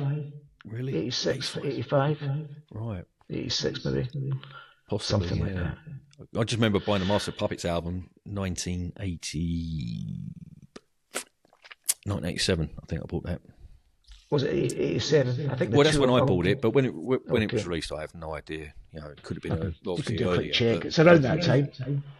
It's Yeah. around that time. It was definitely kind of. And I ended up seeing them, and I saw Slayer a few months later when they did the Rain and Blood tour. Oh right, yeah, yeah. Maybe that was 87, that one. And that was like at the same place, Edinburgh, at the Edinburgh Playhouse.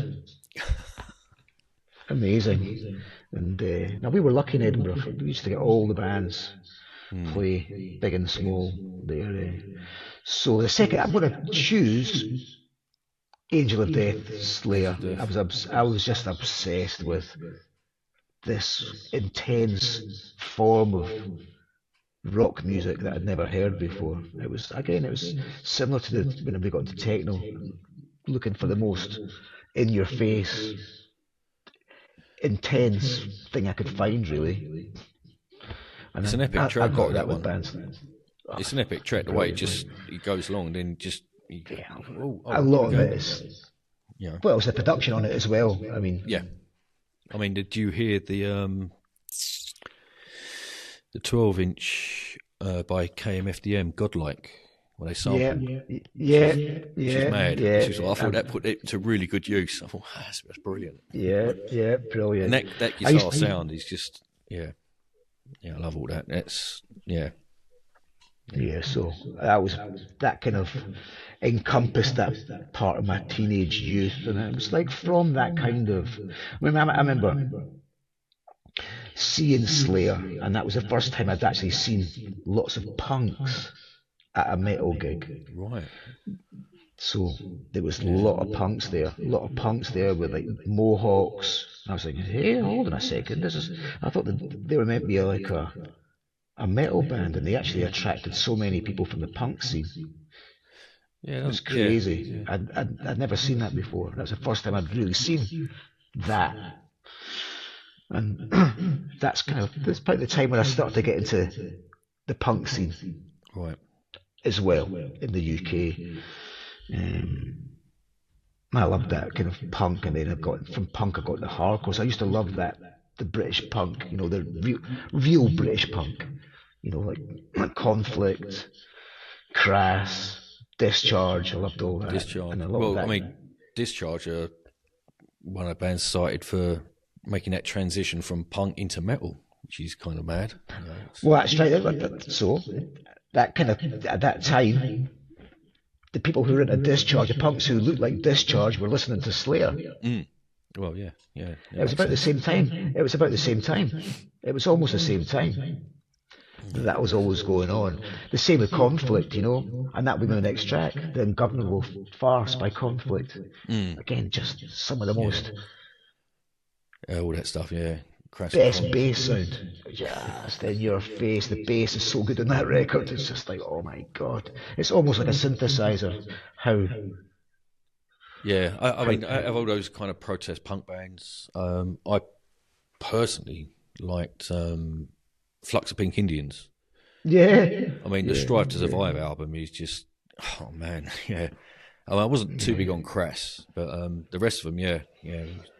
Well, I was quite friendly with kind of like the older punks in town. So I was hanging out, I was quite young still, and I was hanging out with some of the guys in Edinburgh at that point who had been in like the big punk bands in Edinburgh. So I was like hanging out with these like older punks. Like my friend Rodney was in one of the old bands, the Alternative, which was they were signed to Crash Records, and Gary was in the Exploited, so I was kind of hanging out with these old punk types, and just again, just small city, small scene, and you end up just getting to know everyone, I suppose. Yeah. That's right. Yeah. Okay. So I loved all that type of stuff, and then from there I kind of went into this. I was big into the American hardcore scene. I mean, Minor Threat and stuff like that, and oh my God, Minor Threat, Bad Brains, that whole Washington thing was my thing. The Bad Brains. I ended up going to a party where when I was living in California, I was living in not far from Venice Beach, and went to a party, and I think HR from Bad Brains was there. Wow, yeah. I'd have been I'd have been starstruck. I would have been starstruck by that. I used to love just sharing a spliff with him, and it was kind of mad. They were brilliant. Just in their early days, they kind of got into the metal, strangely enough, a bit late in the day. But their early stuff, with the sort of that whole kind of straight edge thing. I used to absolutely love like Minor Threat, just love Minor Threat. And then even all these bands that he did, I was really into it. Everything that he did, 3 and then Fugazi, everything. I loved Mackay, and anything that he touched for me was gold. And that kind of a little bit going on your. That kind of led a little bit almost into your Big Black type. Exactly. Tail, yes. Kind definitely. of. Yeah, there's definitely a connection there. They were Chicago, but there was definitely that came on the tail end of it, and so it's going to be another track, "Sailing On" by Bad Brains. Just love that track. Yeah, energy. Just energy, pure energy, incredible. Yeah, brilliant. Yeah, all that stuff. Yeah, it's sometimes I feel like I'm the only person that listens to that kind of stuff when I speak to other people. Yeah. There's 2 of us now. Everyone else is dancing around to Stone Roses and whatever. I'm going, well, what about this? No. I was definitely into that kind of American. Yeah. I was also quite eclectic with music, but I was definitely always drawn to the more extreme definitely possibilities of what you can do. The same thing with the techno scene. Yeah. I totally get it. Yeah, totally. Well, then after that's when, as we spoke about, I kind of got into the industrial, so acid house and industrial. I got into industrial stuff, then into the acid house type of stuff. So crossover like with Ministry and Revolt and Cox, and then I got really into that kind of more. Do you remember that electronic body music video that came out? I do. You know what? I slung the video, but I kept the cover for some unearthly reason. Right. Why did I do that? I don't know. That was obsessed with that video. Yeah. So I mean, I was obsessed with the Beat Me Manifesto track on it. Strapped down. There's just so many. Well, Front 242 Headhunter video. Headhunter. Yeah. It's just amazing. And I just loved all that. I mean, Stainless Steel Providers. There's so much in there. It was just brilliant. It's not bad, isn't it? Yeah. It was. So there's one track, Front 242 Headhunter. You can still. That's loved all that type of stuff. That Belgian new beat, and that was a good entrance into more just definitely complete. Yeah, I mean, if you listen to that first Front 242 record, there's hardly any vocals on it, and it's just like a 707 and a 303. Right. It's a first. It's like a 1983 Geography. It just sounds like a Geography. Oh. Techno. It's a techno record. It is, yeah. I mean, my favourite track off that album is a track called Operating Tracks. It's just, I could listen to that all day. It's brilliant stuff. Yeah. It's like a precursor to techno music, really. Definitely. It's not too dissimilar. Definitely. I mean, we used to go. And it's early. We used to go to goth clubs. Well, it was goth, and we used to go to clubs, and this one particular DJ would play all kinds of stuff, and that's where we got to hear front 242, Assembly, Nitzareb, all that kind of stuff. Yep. And it's just like, wow, this is like, sort of like, listening to all that early kind of DIY and sort of simp stuff, whether it was a Visage, soft cell, whatever, it seemed to come round to that. And I was like, it's electronic. It's definitely an electronic edge to my trousers, most definitely. So all that sort of guitar-based stuff in the middle was just like, just waiting for something else to come along to take me back round to the electronics. Yeah. A weird way of putting it, but that's what it felt like. So then there was definitely like a weird thing where that kind of more industrial thing ended up kind of almost sort of melding in with what was to become techno. EDM sort of became almost like, some of the tracks were really like techno tracks as well. So that kind of got me into the whole thing, and then I suppose that gets you into like the early UK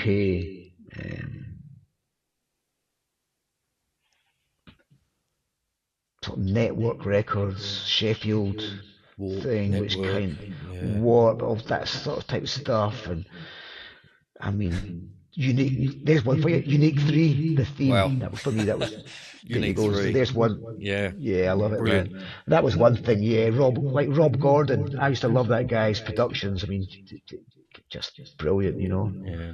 I remember seeing LFO play in London with it was a Network Records co-join thing in the Subterranea in Portobello Road, and after a few kind of like technical issues, everyone played their set, but I struggled to get home that night because it was in the middle of nowhere. It's not the easiest part of London to get back from. I must have got not those days, though. Yeah, but it was about it would have been what, mid-90s, I suppose. I don't know when it would have been when LFO released LFO. Around about that time, you know, it was just a nightmare to get home from. It was like, I hope this was worth it, and it was. Yeah, so I got to see LFO and Rhythmatic and all those kind of bands. Nightmares on Wax. So it was a good night out. Yeah, good stuff. Like that was kind of a good introduction to me into that kind of like early sort of Northern English. That one, so there's a track for you, the theme, and also I used to love, you know, Eon. Remember Eon? Eon, yeah. Spice by Eon. That was one of the first records I ever bought. The first sort of techno records I ever bought was the Spice by Eon. I used to love that thing. Yeah, it's just a bit bonkers, isn't it? Well, I was attracted to that. I was just always attracted to something which is just a little bit like edgy, not right. If it's kind of not right, was kind of right for me usually. I mean, I listened to. Like, I'm attracted to things. Yeah. I mean, that was, I think, released on Vinyl Solution. So yes, it was. Yeah, that's so correct. like Rhythmatic, like Network Records, Warp Records, anything that was on Vinyl Solution, and it was all what's his? Bounty Hunters, all that kind of stuff. I can't remember. Depth Charge. Oh yeah. Mm-hmm. And he just have like all these film samples, and like the second one's like all like Evil Dead. It's like, wow, it's really good. But all that sort of stuff was it was good back in the day. You know what I mean? Sort of I still early. listen to some of it now. Early UK, just starting to get into that. Was just starting to experiment with the sort of technology, and what can you do with it? So you have remnants of what was there beforehand, and then kind of going into this new. It's almost like a crossover point from going from the late 80s, early 90s, and going into like just electronic music. It's just this crossover point. Unbelievable. I mean, it's you look at Tricky Disco. Yeah, brilliant. Yeah, I'm thinking to myself, that was one of my first. Yeah. How did that an LFO chart? That's just still kind of. Well, that's it. Well, that's it. That was GTO, wasn't it? Greater Exactly. than one. And I'm a massive GTO fan, and yeah. And that was another one as well. They released a track under the moniker John and Julie. Yeah. And it was called Happiness, and they were at Knowledge one Thursday night, and I got talking to him. I said, "Oh, you got anything? Oh, Happiness." I said, "Oh, what's that about?" Then he goes, "Oh, it's just the name of our favourite Chinese restaurant takeaway in Tilbury." I was like, "Oh, brilliant." That's what it's meant to be. It's meant to be done like that, isn't it? Good stuff. Yeah, but I like that. That was, for me, that was a good time, for British. It was just people experimenting and just doing whatever was. Those were the days when, at the clubs, it'd be quite normal to have like a breakbeat track followed by a 4x4 with the next track a little bit of a break in it. It wasn't called techno then. No, it wasn't no like sort of hard and fast rules sort of thing, Back in those days, it was definitely we were playing all over the place. It wasn't really like as what I liked about those times. What DJs were playing a much more varied kind of music. It didn't take too long after that until the set was just like almost just one pocket of whatever you're playing. But back then it was like 4x4, breakbeat, just all over the place. Yeah. As long as it kind of worked, it worked. As well, I mean, I think one of the first clubs I went to, I must have been about, 15, 16. It was a club in New Bond Street in central London. And it was at the Embassy Club. I don't know I can't remember what it was called. Went in there. There was punks, skins, dreads, transvestites, all the rest of them. It was just playing, just all different kinds of music. It wasn't just all punk. It wasn't ska. It wasn't all reggae. It was just a nice mix. Yeah, that's what the early days was like. Yeah, that's what the early days of techno were like. It was like you said, a break track, 4/4. These days that you got a techno club, everybody dresses the same way. They have like a uniform on. It's like the same clothes. Back in the old days, it was really just a mix and match of people, and the whole vibe was everyone's allowed in as long as you fucking behave yourself. Exactly. Yeah. And it was like, as you said, it was people with long hair, short hair, leather jackets on, baggy trousers. It wasn't even. People didn't blink. No. There was like, and that was the mentality back then, and I kind of like that mentality for the kind of music that it was. It's like it's for everybody. Just enjoy yourself. Yeah. I don't think. And now it's turned, and now it's definitely like just if you don't look right, you get looked at. You know what I mean? It's the opposite of what it was meant to be. I mean, the clubs now, like in Berlin, they have like door policies where if they don't like you, you're not. It's like Studio 54 mentality to Burger, I dance suppose you music. like that as well, isn't it? Well, a lot of the clubs in Berlin are like that. I mean, it's the antithesis of what it is for me. It's the opposite of what it's about. It's not about do you conform to how you're meant to look like. The whole idea was if you don't conform, you're still allowed to enjoy. It's a bit of a mad one because you've got, especially somewhere like Bergheim, they've got quite a reputation. And so people want to turn up just because they might get turned away by the bloke who's on the door. And you go, well, that's not surely why you're going. You're going because you've seen the DJs that are playing. You know what they could be playing. That's why you're there. It's, I don't know. But if you don't have the right clothes on, if you don't look correct, then the chances of you getting in are decreased. And it shouldn't be like that. If you like the music, why can't you go in? If you don't look cool enough, or you don't. If you're too cool, it's a horrible nonsense way to be looking at it. Yeah. That's what I don't like about sort of modern club scene. It's not very open. They say they're very inclusive, but they're not particularly inclusive, I don't think. No, not at all. So what would be your third choice? I take we're on number 3. I've lost track already. Well, hold on. We said David Bowie, Conflict, we said, Bad Brains, Slayer, okay, yeah, we spoke about Slayer. Front 242, Headhunter, Eon, The Spice, okay. Unique 3, The Theme. I mean, oh man, I totally forgot about that album till a few months ago. But I liked the original Chill Mix. That was the one which was like the most acid house out of the whole lot of them. Do you remember that? It was the original Chill Mix, and that was the one which was like the acid house track. Right. Because most of it was quite bleepy, wasn't it? Sort of. This one was the most bleepy, probably, at the whole. It was the most sort of synth and drum machine driven version. There's different versions of it. Right. Okay. But that was my favourite version. That was the one that I would play. I only remember the album. I don't remember getting any. They released singles, yeah. They released different versions of the single, and this was like the most kind of club friendly version. Right. Okay. Yeah. Okay. Yeah, it was good. Yeah. So original Chill Mix. It was really good. Right. How many were we up to? And Dave? That's 7. 7. Okay. I'm going to take your word for it. And then the next one, I'm going to go into like techno, some techno stuff. Go on in. Do you remember The Warning by Suburban Night?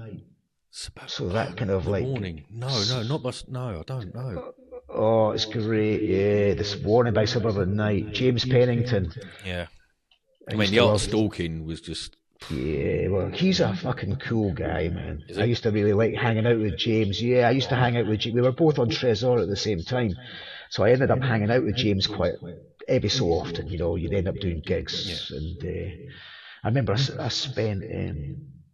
We did Millennium together. We played in Kassel in Germany together. We stayed for 3 days in Kassel with James, and he was a proper character. He was a cool guy, like James. I used to just like him a lot. You know, he's a good fun guy to hang out with. You know, James was one of those not your usual Detroit guy. Okay. I found him much more open, and yeah, he was a really cool one. James, and his music was brilliant. It's weird because he's like one of those blokes that I don't know. Didn't seem to release a lot of material. No. But when it popped up, you was going, you know, this is good. You know. Yeah, wow. Brilliant. Not enough. Just not enough. No, not enough. James. And it makes me wonder what they're doing in the rest of their lives and why they're not making music. Is it just like, it's just a hobby or? Well, he ended up living in Europe actually for quite a while. He was living in Belgium for a while. Okay. But yeah, I don't know why. But he was quite an eclectic kind of like out there guy. He was kind of maybe not the best at self-promotion, not the best at kind of not selling himself together. No, maybe not too together, getting himself in trouble. I don't know, but good fun though. That's right. Good fun to hang out with. Nah, he was a good guy. And just his music was brilliant, man. So yeah, I mean, there was we talked about the Planet Core Productions mob. They had, I think it was again the Mover who did a track called "The Art of Shredding," which was obviously a take on. Right. I think it was just again, I mean, some of the stuff that he put out, it's just like Mark Acardipane, he sort of kind of left. He ended up just going down. Well, he ended up after that just going down the kind of GABA route. Yeah. Again, this is like when there's like crossroads, and then some people went down the techno route, and then he just decided to go down the hardcore route. More like hardcore kind of. GABA. I don't mind a bit of GABA, to be honest. I know a lot of people frown upon it, but there's some tracks I go, that's really good. All the original GABA stuff was pretty good. It wasn't that fast, really, in comparison to what it became. I mean, especially all that stuff that ended up on sort of Industrial Strength as well. It was almost like just like speedcore kind of sort of stuff. And it was the early Bochum stuff and all that. It's not that like it just went nuts after a while. It just got to this sort of really sort of doubled in speed, and it was just sort of became sort of cartoony type thing. Yeah, definitely. Yeah. But the early stuff, the original stuff, wasn't like that. It was it was just like techno music, but just I got to listen to via GTO. Funny enough, when they did their Techno Head series, it was like, I think 4 CDs, and that's how I got into some of the earlier GABA stuff. which is pretty good. Yeah. Like, yeah. Yeah. It was all right. I mean, we used to play some of it at Sativa. One of the guys which was playing with us, he was kind of got it down there. But so the early stuff was great, but then it didn't take too long before it just became like almost like a caricature of itself. It almost become like I don't know. Like, it's just music I'm not really particularly into, like happy hardcore, that kind of stuff. It was well, that was big up here. That was big up here in Scotland. Well, them Resurrection. So we used dudes. to. Is it Resurrection? I went a few times, just so sometimes when like friends of mine would play, I would go down and hang out there. So I remember when they got over all the New York. So Adam came and played. Adam X played once because it was all like the New York hardcore guys came, and somehow he was playing with them. And I went with him that time. I went down another time, I think, with you remember Warlock. Yes, I do. DJ yes, Warlock from London. Yeah. He was a friend of ours. Jason was a friend, and when he came up and played, I went down with him, and it was just like, I mean, it's my city, so it was never something that I would normally go to. Intense, crazy, but not my cup of tea too much, I don't think. So it was definitely fun to watch. I haven't listened to a Warlock mix for many years, but I'm just trying. Well, he ended up going. He got into that kind of like grime, kind of crossover grime type. Really? Right. Yeah, that kind of bass. He did his Rag and Bones label, which was kind of like break and bass type stuff. Did quite well. Neil was doing stuff with those guys a little bit. And, Right. Yeah, I think Warlock's mixes reminded me of another DJ, Loft Groover, which was like you said earlier, intense. His mixes. I was listening to one a few weeks ago, and it's just like, wow. It's Well, he was Jason did Warlock. He was like he was A&R for a label called Kickin' Records. If you remember them. Yeah. So he was A&R for Kickin' when they were doing like their techno type stuff. So we used to have him up here in DJ. Yeah. But that's the good old days of British techno. So but Messiah. I love I love all that kind of that time period in techno. You know, you got Suburban Night. I mean, I used to like the American stuff, Joey Beltram and all that. You know, Mentasm. There's a track for you. Yes. Mentasm, Joey Beltram. Just for me encapsulates what techno music was at that time. That kind of crossover from the rave sound into the techno sound, and it's just like he got it just right. I love that story Joey Beltram says about when he recorded Energy Flash, and he played it in some New York house club, and he just cleared the dance floor. This isn't house music. This isn't what it's about. Yeah. It's probably on every single compilation now, sort of like, you know. Yeah, ever since. Yeah. But he was signed to Tresor at the same time as what we were, so I would like we see Joey quite a lot, I suppose, in those days. I did a few gigs with him. I like Joey Beltram stuff. I used to love it. I mean, especially at that point, he was like, you didn't get much better than Joey Beltram in sort of mid-90s. That was as good as it got. Yeah, all that Tresor stuff was pretty good. Oh, he was just anything he did, sort of mid-90s, was just gold, really. It was excellent. He had that, his production was just about a little bit better than everybody else's. You know, sounded good. So what's the next one, Dave? What's the number? Well, that's been 9. That's Number 9. 10. Number 10. That was 9. Number 10 is going to be a bit of a curveball.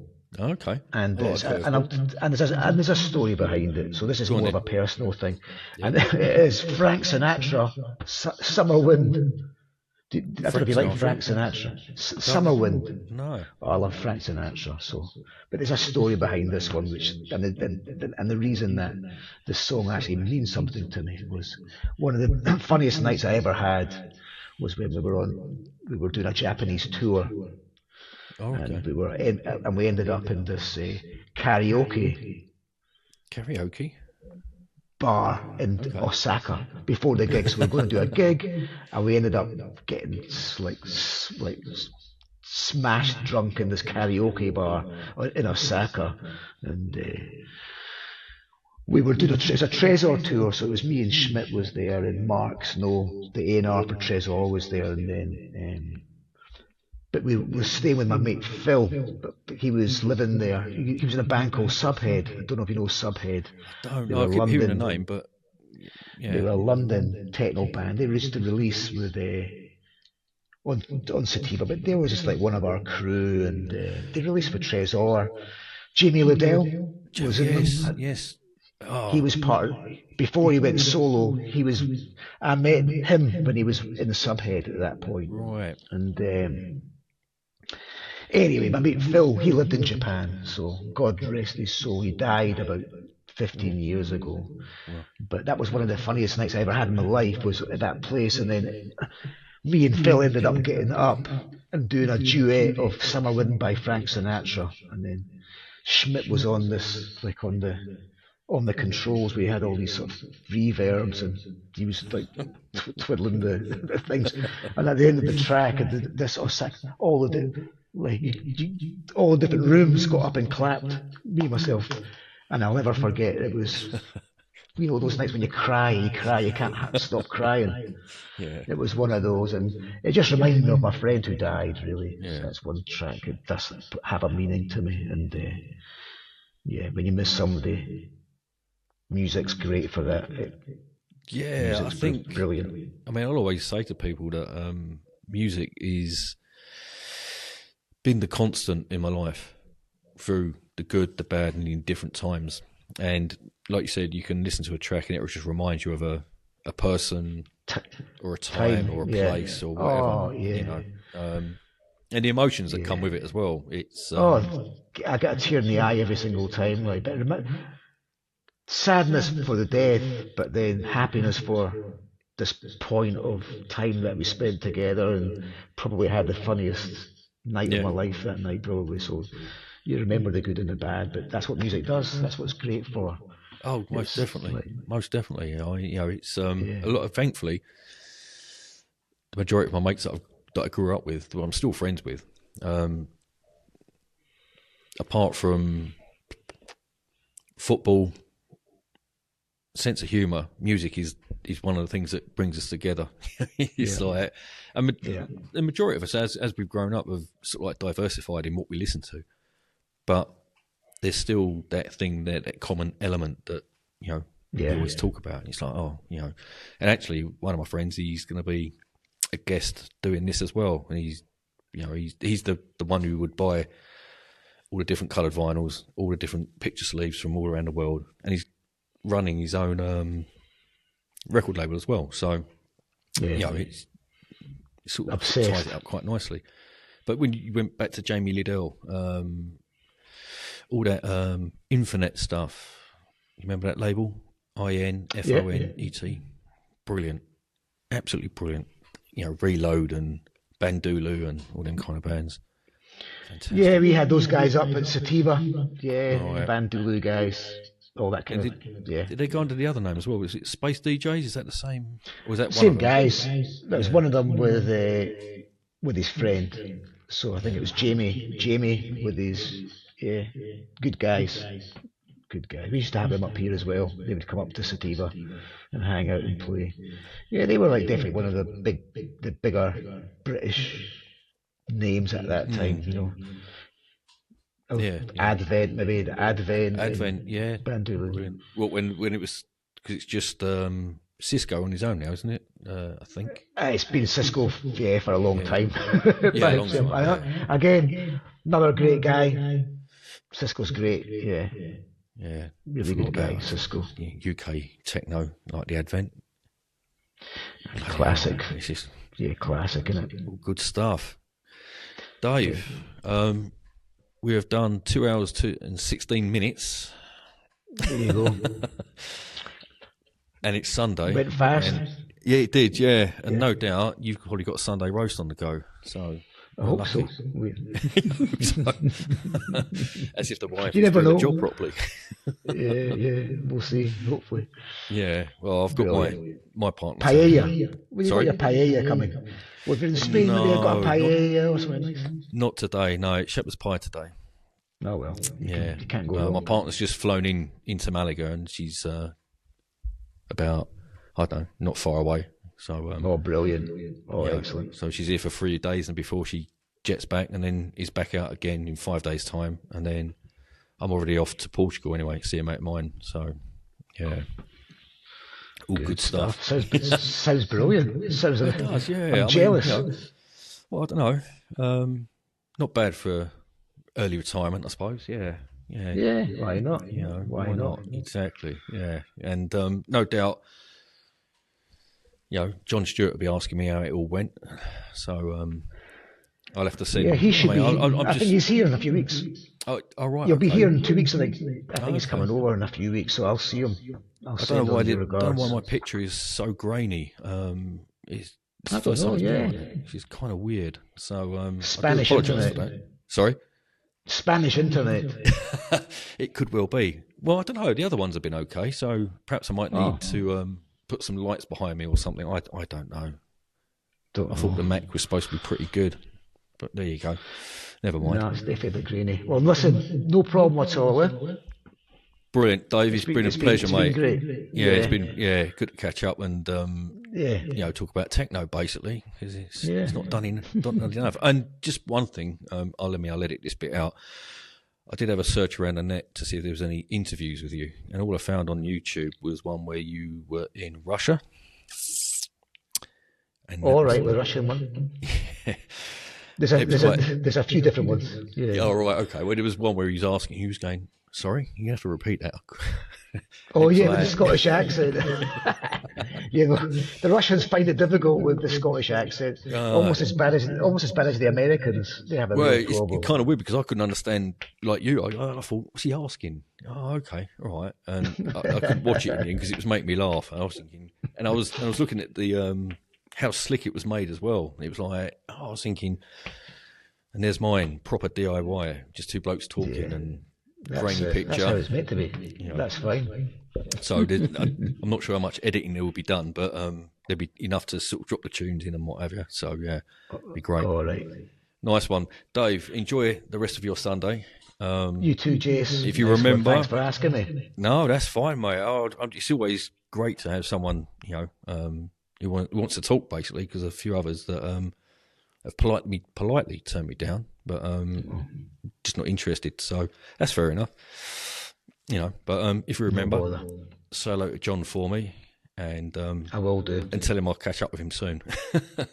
All right. Nice one, Jace. Take care. Nice one, Dave. Thanks for your time, mate. Adios. Adios. Walking on Snow White, New York's a go-go and everything tastes nice. Poor little greenie.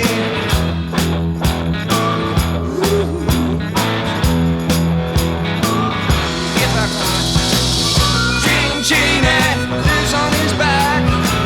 The Gene Genie loves chimney stacks. His outrageous, he screams and he falls. The Gene Genie, let yourself go.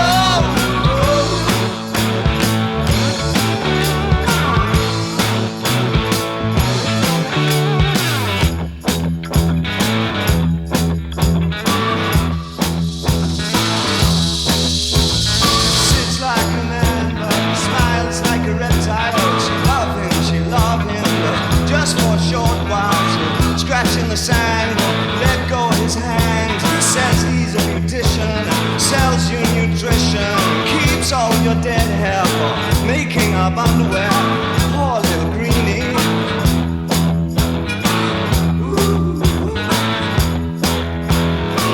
The Gene Genie lives on his back. The Gene Genie loves chimney stacks. His outrageous, he screams and he moans. The Gene Genie, let yourself go.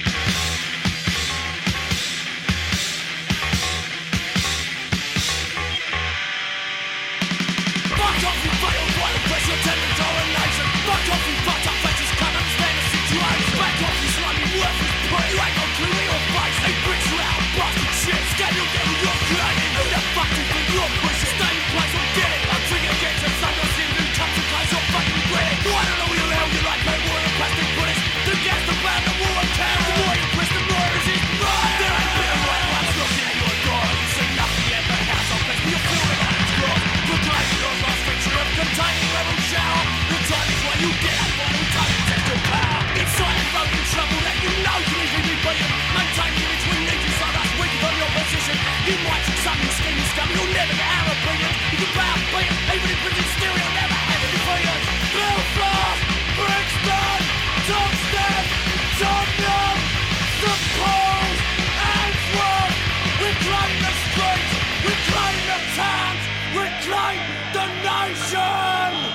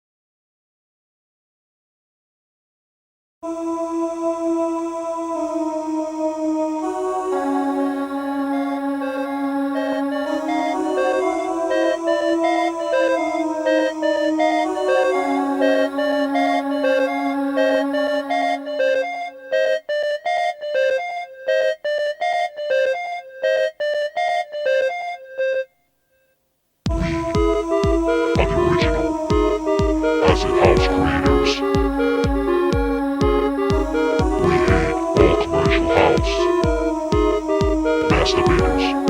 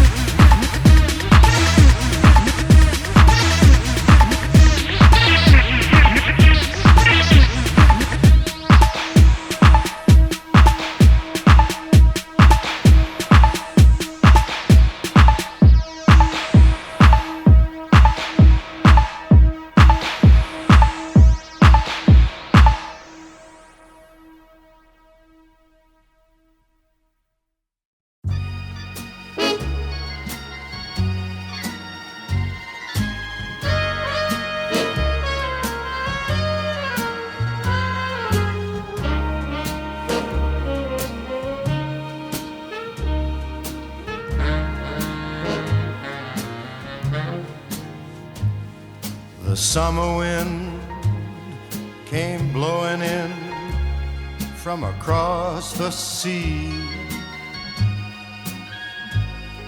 It lingered there to touch your hair and walk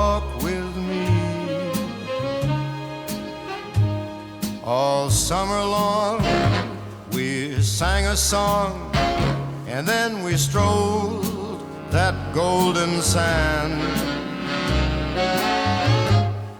Two sweethearts and the summer wind,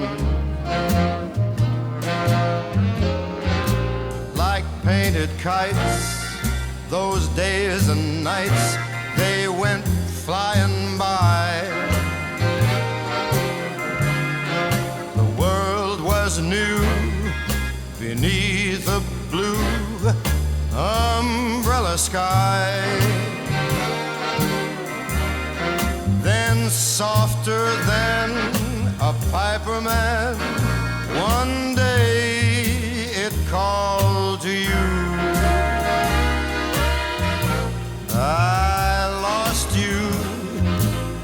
I lost you to the summer wind. The autumn wind and the winter winds, they have come and gone. And still the days, those lonely days, they go on and on. And guess who sighs his lullabies through nights that never end? My fickle friend, the summer wind, the summer wind, warm summer wind, the summer wind.